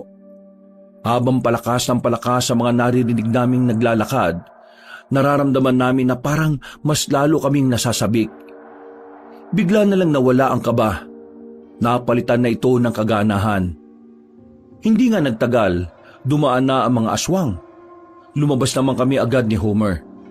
Dali-dali namin pinagtatataga ang mga aswang na yon. Maging kami ay nagulat din sa kakaibang bilis na nagagawa namin. Para kami mga ninja sa pelikula. Pre, ayos to ah. Parang hindi na tayo tao. Huwag kang maging kampante. Meron pa tayong kalaban, oh. Nang umatake ulit ang mga aswang, ay sinabayan namin sila. Winasiwas namin ang itak. Bawat kilos namin ay tila kalkulado.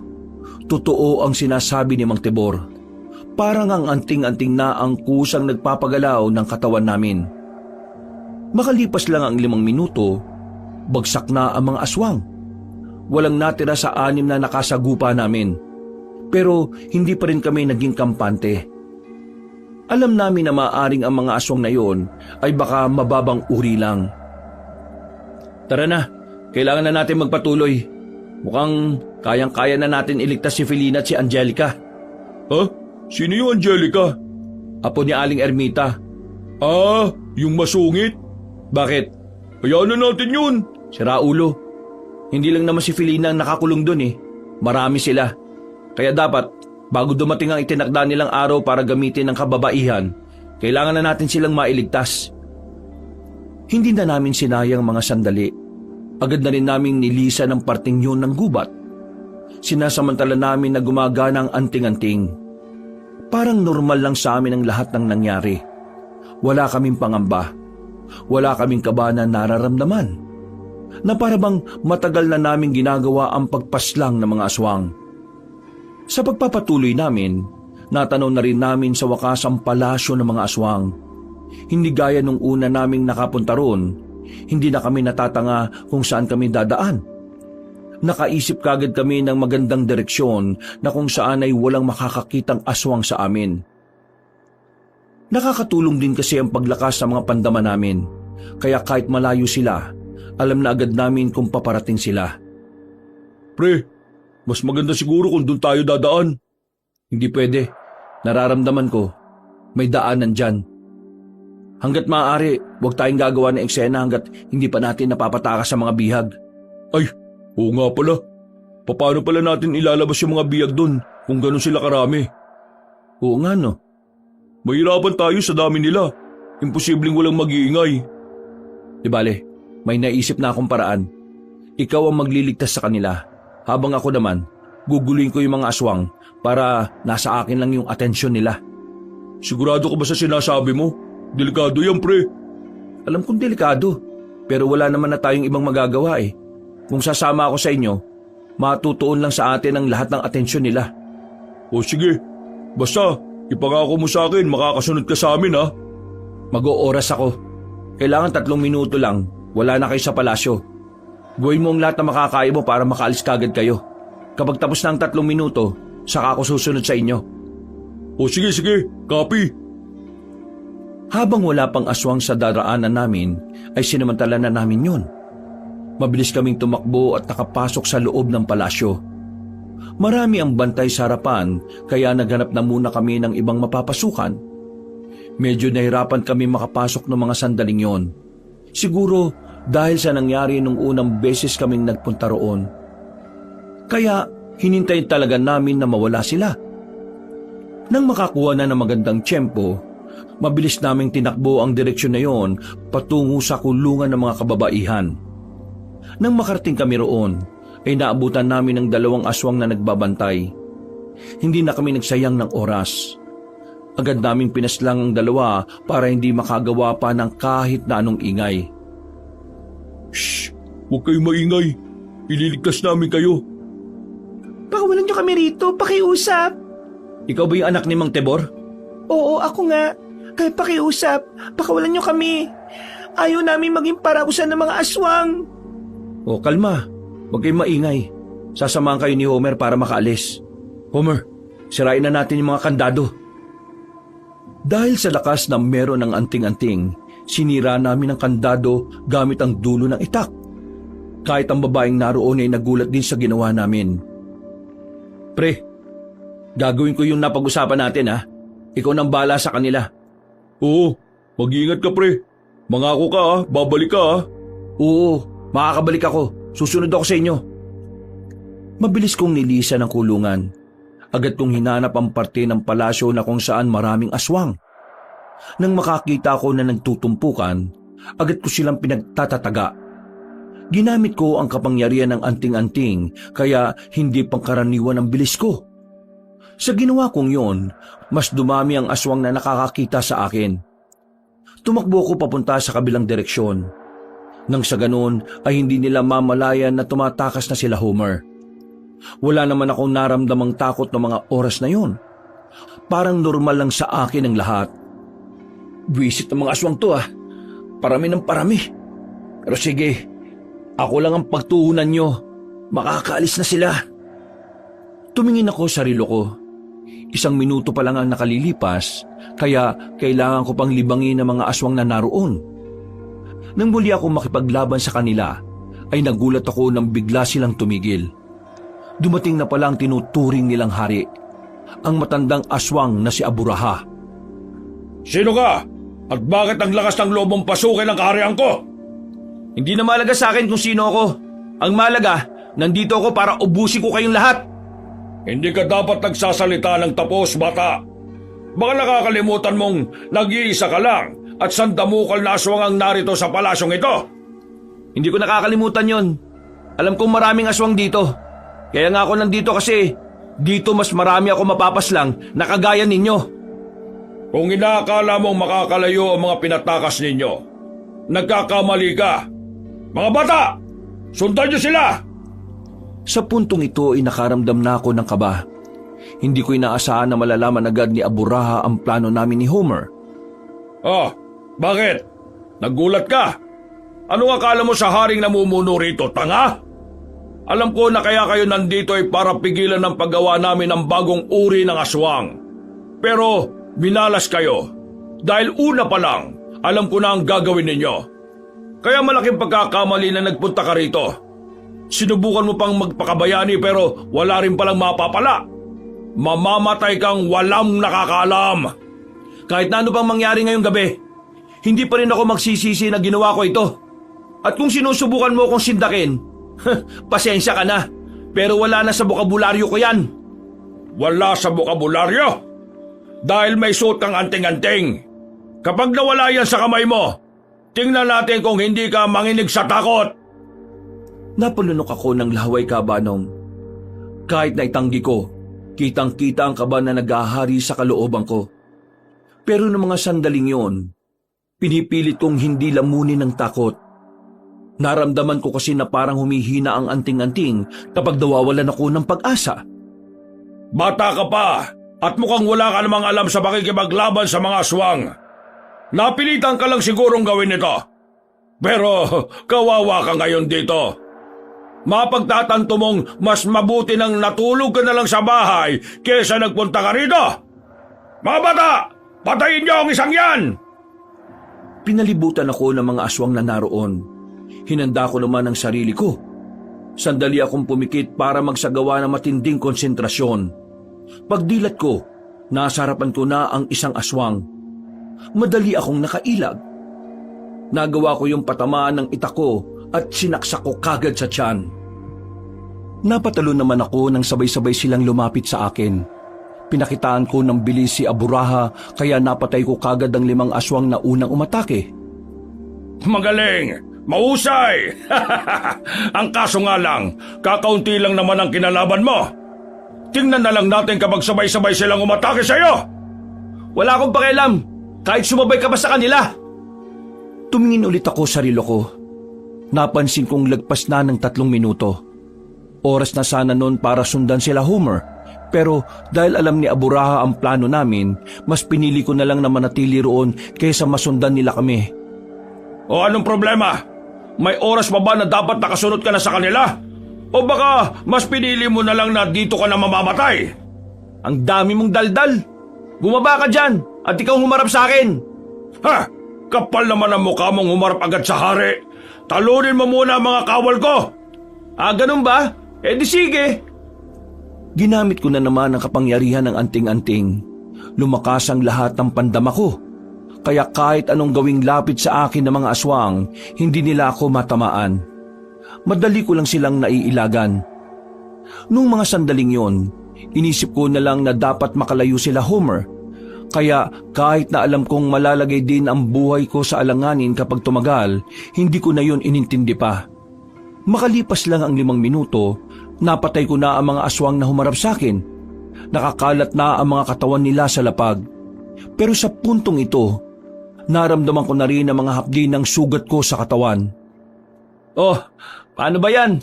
Natalo ko na mga kawal mo. Baka pwedeng bumaba ka na dyan at kalabanin mo na ako. Ha! Talagang pinapahanga mo ko, bata. Kung yan ang gusto mo, sige, pagbibigyan kita. Tinanggal na ni Aburaha ang kapa sa likuran niya. Hindi nagtagal, nagbago ang kulay ng mga mata niya. Hindi pula, kundi naging kulay puti lahat. Dumami rin ang nakaumbok na ugat dito sa mukha. Sa mga pagkakataong ito, Medyo nangamba na ako dahil alam kong lugi na rin ako sa laban. Marami na akong sugat. Pagod na rin ako. At kahit pilit kong gumawa ng konsentrasyon, hindi na rin kinakaya ng utak ko dahil nararamdaman ko ang hapdi sa katawan ko. O ano? Bakit parang hindi ka na gumagalaw? Natatakot ka na ba? Ako? Natatakot? Magpapayuhan ba ako dito kung natatakot ako? Ibang ka na yata eh. Kung gano'n, hindi maganda. Ang makakalaban ko pala ngayon ay matabang. Hindi ko na inintindi pa ang mga sinasabi niya. Nakatuon lang ako sa kung ano man ang gagawin niya. Kaso, kahit na anong gawin kong paghahanda, masyado pa rin siyang mabilis. Hindi ko na namalaya na nakalapit na pala siya sa akin. Pagtingin ko sa likuran ko, nakita ko na siyang naroon. Naramdaman ko na lang ang paghagod ng kuko niya sa likuran ko. Dahilan para mapadistansya ako kaagad. Hindi ka na mananalo sa akin, bata. Marami ka bang kakainin bigas? O baka palay? Para mas sumaba pa ang buhay mo? Inutil! Pansit ang nakakapagpahaba ng buhay, hindi palay. At hindi ako kumakain ng bigas. Sinasain ko muna yon. Noong mga sandaling yun ay ako na mismo ang umatake. Mabilis kong tinaga si Aburaha, pero mas mabilis din naman siyang nakailag. Nakita kong iningitian niya lang ako. Nakaramdam ako ng pagkainsulto kaya mas lalo ko pang binilisan ang kilos ko. Pero nadaplisan ko lang siya sa pisngi. Pagsisisihan mong pumasok ka sa lungga ng aswang, bata. At hanggang sa kabilang buhay, magsisisi ka pa rin! Tingnan natin kung sino magsisisi. Akmang aatake na sana ako, pero bigla na lang may bumato na parang hugis lata sa harapan namin. Mga ilang sandali lang, naglabas ng itim na usok ang bagay na yon. Masakit sa ilong, nakakaubo, at masakit din sa mga mata. Nang kumalat na ang usok, naramdaman ko na lang na meron ng humila sa akin. Mabilis sa mga pangyayari. Napapikit lang ako sandali, pero pagdilat ko, wala na ako sa palasyo. Nasa kagubatan na kami. Bitbit ako sa balikat ng isang tao na hindi ko kagad nakilala. Nang makalayo-layo na kami, binaba na niya ako at nagtago na muna kami sa sagingan. Bitoy? Sira ulo ka talaga. Muntik-muntikan ka na talaga. Teka, akala ko ba ayaw mo? At saka bakit ang bilis mo kung naitakas? Tingnan mo to oh. Oh, anting-anting yung nasa kamay mo ah. Pinuntahan ko si Mang Tibor. Nakonsensya ako eh. Hindi ko kaya naisipin na dalawa lang kayo ni Homer ang lalaban. Kaya sumunod ako. Buti na lang may dala akong gamit kahit papano. At buti na lang kamo, naabutan pa kitang buhay. Maraming salamat, Bitoy ah. Ang buong akala ko hindi ka na talaga susunod. Niligtas mo pa ang buhay ko. Utang mo sa akin ang buhay mo ah. Kaya kapag natapos na ang lahat ng ito, maninilbihan ka sa akin bilang alipin. Ha? Ano ka, buang? Teka, nasan pala si Homer? Hindi mo pala siya inabutan? Nakalis na siya kasama yung mga bihag. Naroon na rin si Felina at Angelica. Ang problema, may mga aswang na sumusunod sa kanila. Kaya nag-aalala rin ako na baka maabutan sila. Tara, sundan natin sila. Nasaan mo sila dumaan? Dun, sa mandang yun. Kaya mo naman tumakbo? Oo naman. Bigla mo lang talaga akong binitbit Malamang, para mas madali tayong makalis doon. Tumakbo kami ng mabilis ni Bitoy sa pagbabaka sakaling maabutan namin sila Homer. Pero hindi pa kami nakakarating doon ay hinarang na kami ng aswang na hindi bababa sa 10. Sa puntong ito, unang beses kong makikita si Bitoy na makikipaglaban. Pre, sa likod ka lang muna. Ha? Bakit? May tama ka Ipahinga mo muna yan. Mamaya ka na ulit gumalaw kapag yung matanda na ulit yung kalaban natin. Sige, sabi mo Hoy, mga pangit! Lapit! Lumapit kayo sa akin! Naguunahan ng mga aswang na umatake sa amin. Pero hindi naman nagpadaig si Bitoy sa mga sandaling yon. Nagpakita siya kaagad ng malupitang galaw. 3 agad na aswang ang kanyang napatumba. Ang mga natitira naman ay hindi rin nagpatinag. Sabay-sabay na lumusob ang mga yon.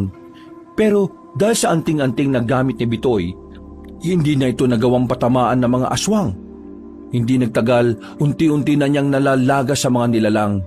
Samantalang si Bitoy ay wala man lang kagalos-galos. O ano, papalag ka pa ba?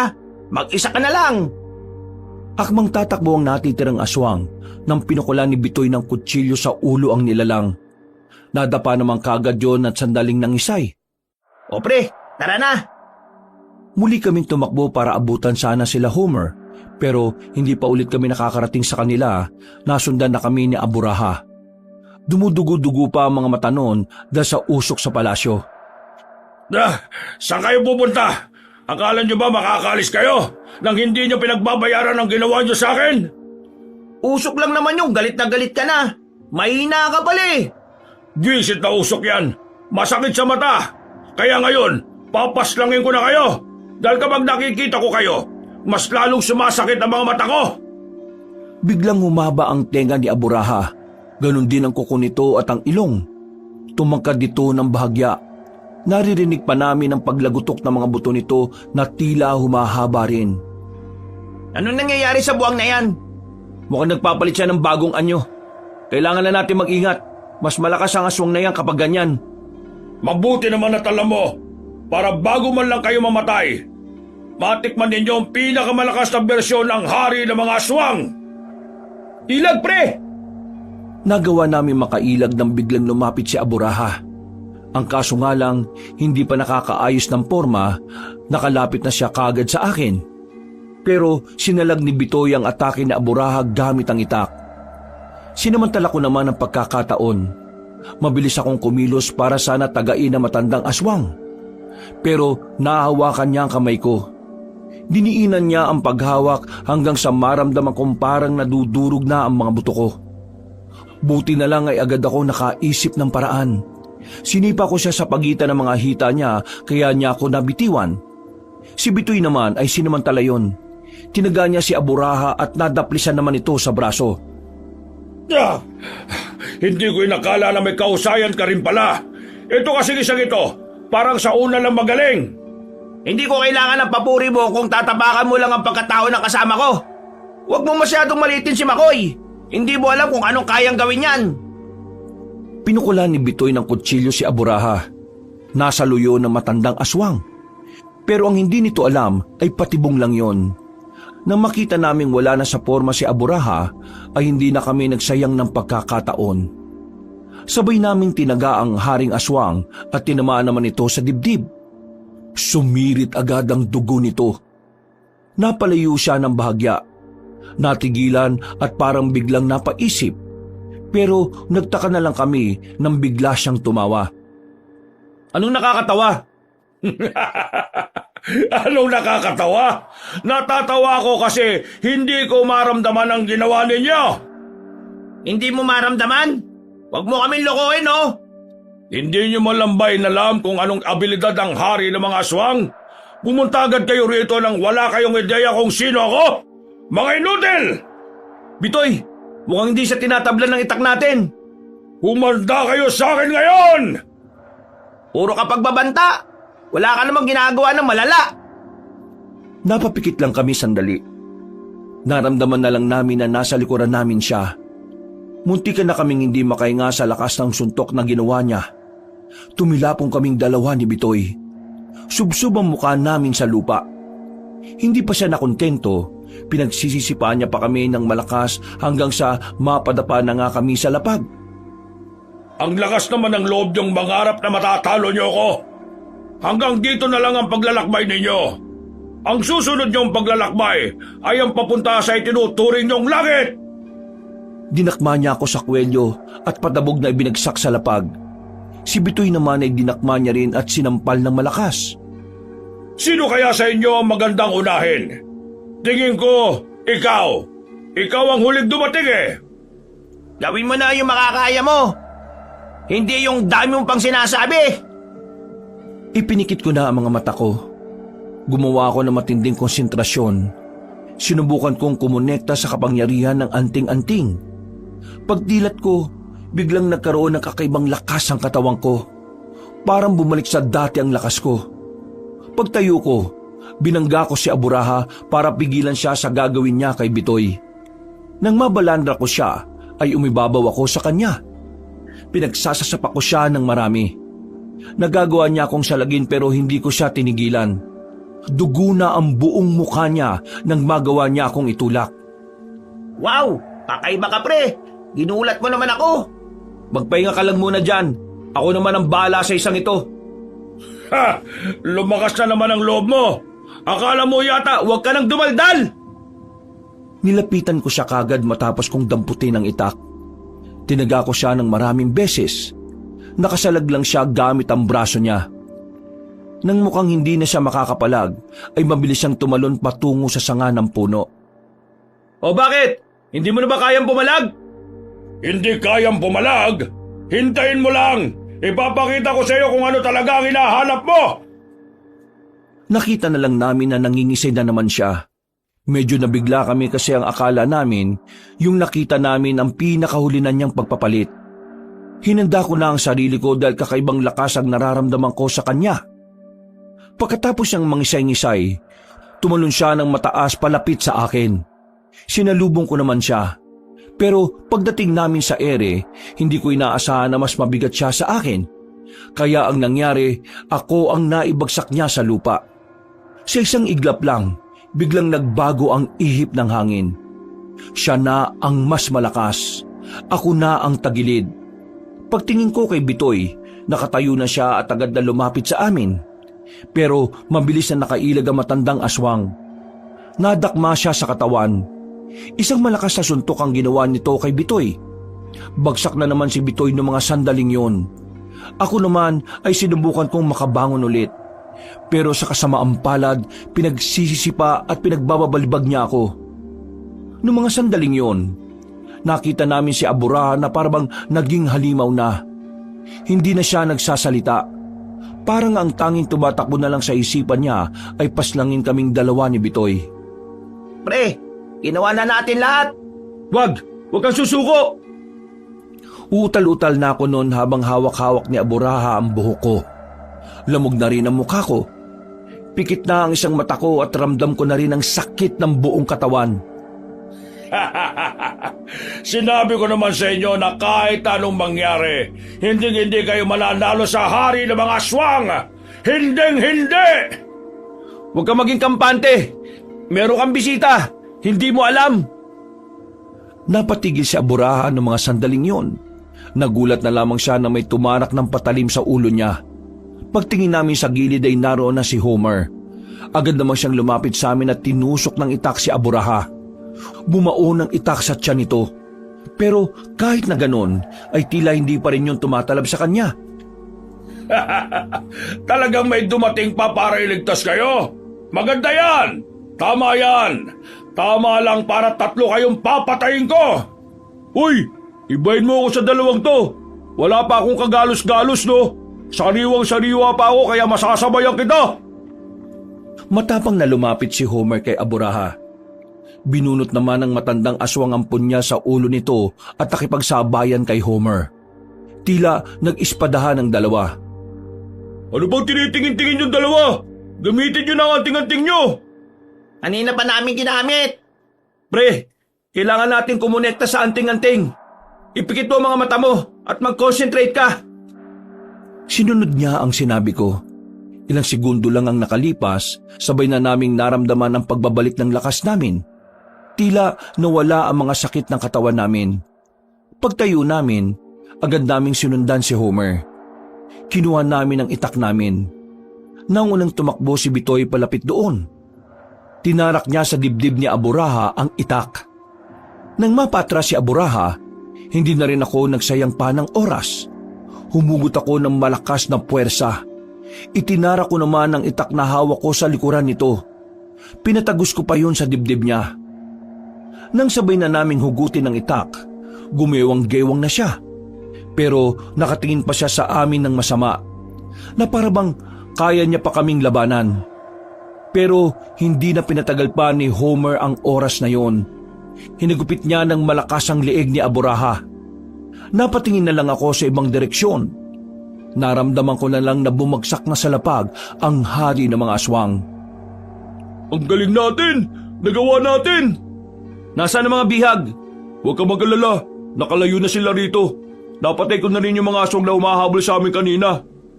Oh, panalo na tayo. Tiba-tiba na to.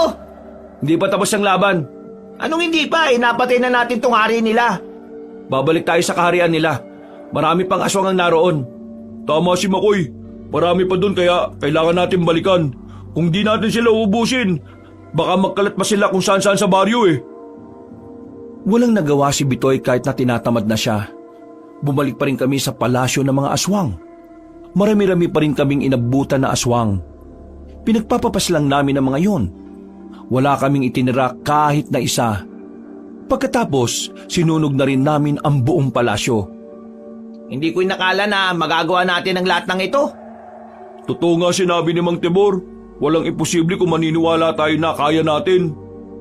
Lahat ng ito ay nangyari dahil hindi tayo nawala ng tiwala sa sarili natin. At sa anting-anting na dala natin. At higit sa lahat, hindi tayo naghiwa-hiwalay na tatlo. Nagtulong-tulong tayo. Ngayon, kailangan na natin makauwi. Sigurado magiging masaya na si Mang Tibor nito. Nang masiguro na naming wala ng aswang na natira doon, agad na rin naming nilisan ng lugar na yon. Kasama namin ang mga kababaihan nang makalabas na kami ng kagubatan. Kanya-kanya na silang bumalik sa mga lugar nila. Nang makarating naman kami sa baryo namin, saka lamang nagsalita ang anak ni Mang Tibor. Maraming salamat sa tulong ninyo. Kung hindi dahil sa inyo baka naniwala na lang kami na wala nang pag-asa na mabuhay kami. Wala yon. Ginawa lang namin ang nararapat. Isa pa, gusto lang namin na maging masaya rin ang tatay mo. Sobrang mahal ka ni Mang Tibor. Nang mawala ka, hindi na siya mapakali. At ikaw naman, Angelica, puro ka kasi gala Yan tuloy, nadukot ka ng mga aswang. Sa susunod bago gumala, tulong muna sa bahay Napayuko na lamang ang apo ni Aling Ermita. Naglakad na rin kami at tinatid na rin namin si Angelica. Nang makabalik naman kami sa bahay ni Mang Tibor, tuwang-tuwa siya nang makita ang anak. Agad silang nagyakap. Naiyak na lamang si Mang Tibor sa sobrang saya. Akala ko hindi ko na makikita mukha mo anak. Patawarin mo ako. Wala akong kakayahan na mailigtas ka. Wala kang kasalanan, Tay. Alam ko na ginawa mo rin ang makakaya mo para maibalik lang ako. Ngayon, ipinapangako kong hindi na tayo makakalayo pa anak. Matapos silang mag-usap, lumapit naman sa amin si Mang Tibor. Hindi pa rin nawawala ang luha niya na magpasalamat siya sa amin. Niyakap na lang din namin si Mang Tibor. Noong gabing yon, pakiramdam ko yun na ang pinakamasayang oras ng buhay ko. Iba ang pakiramdam na makitang may dalawang taong muling nagkasama dahil sa ginawa namin. Kabanong, hindi na namin tinanggap ang perang binigay ni Mang Tibor. Namasukan na lang kami bilang tagapangalaga ng sakahan nila. At dahil nga roon, mas lalo pang naging malapit ang kalooban namin sa kanilang mag-ama. Si Aling Ermita, kusa na niyang ibinalik sa akin ang bahay ng tiyahin ko. Hindi na rin siya kagaya ng dati. Bumait na siya sa akin at maging sa iba na rin. Mula noon, naging payapa na ang buhay ko, Kabanong. Dahil mula nang mawala na ang mga aswang, naging ligtas na ang lugar namin para sa lahat. Hanggang dito na lang po ang aking kwento, Kabanong. Maraming salamat po sa inyong lahat, mga kabangers. Wakas,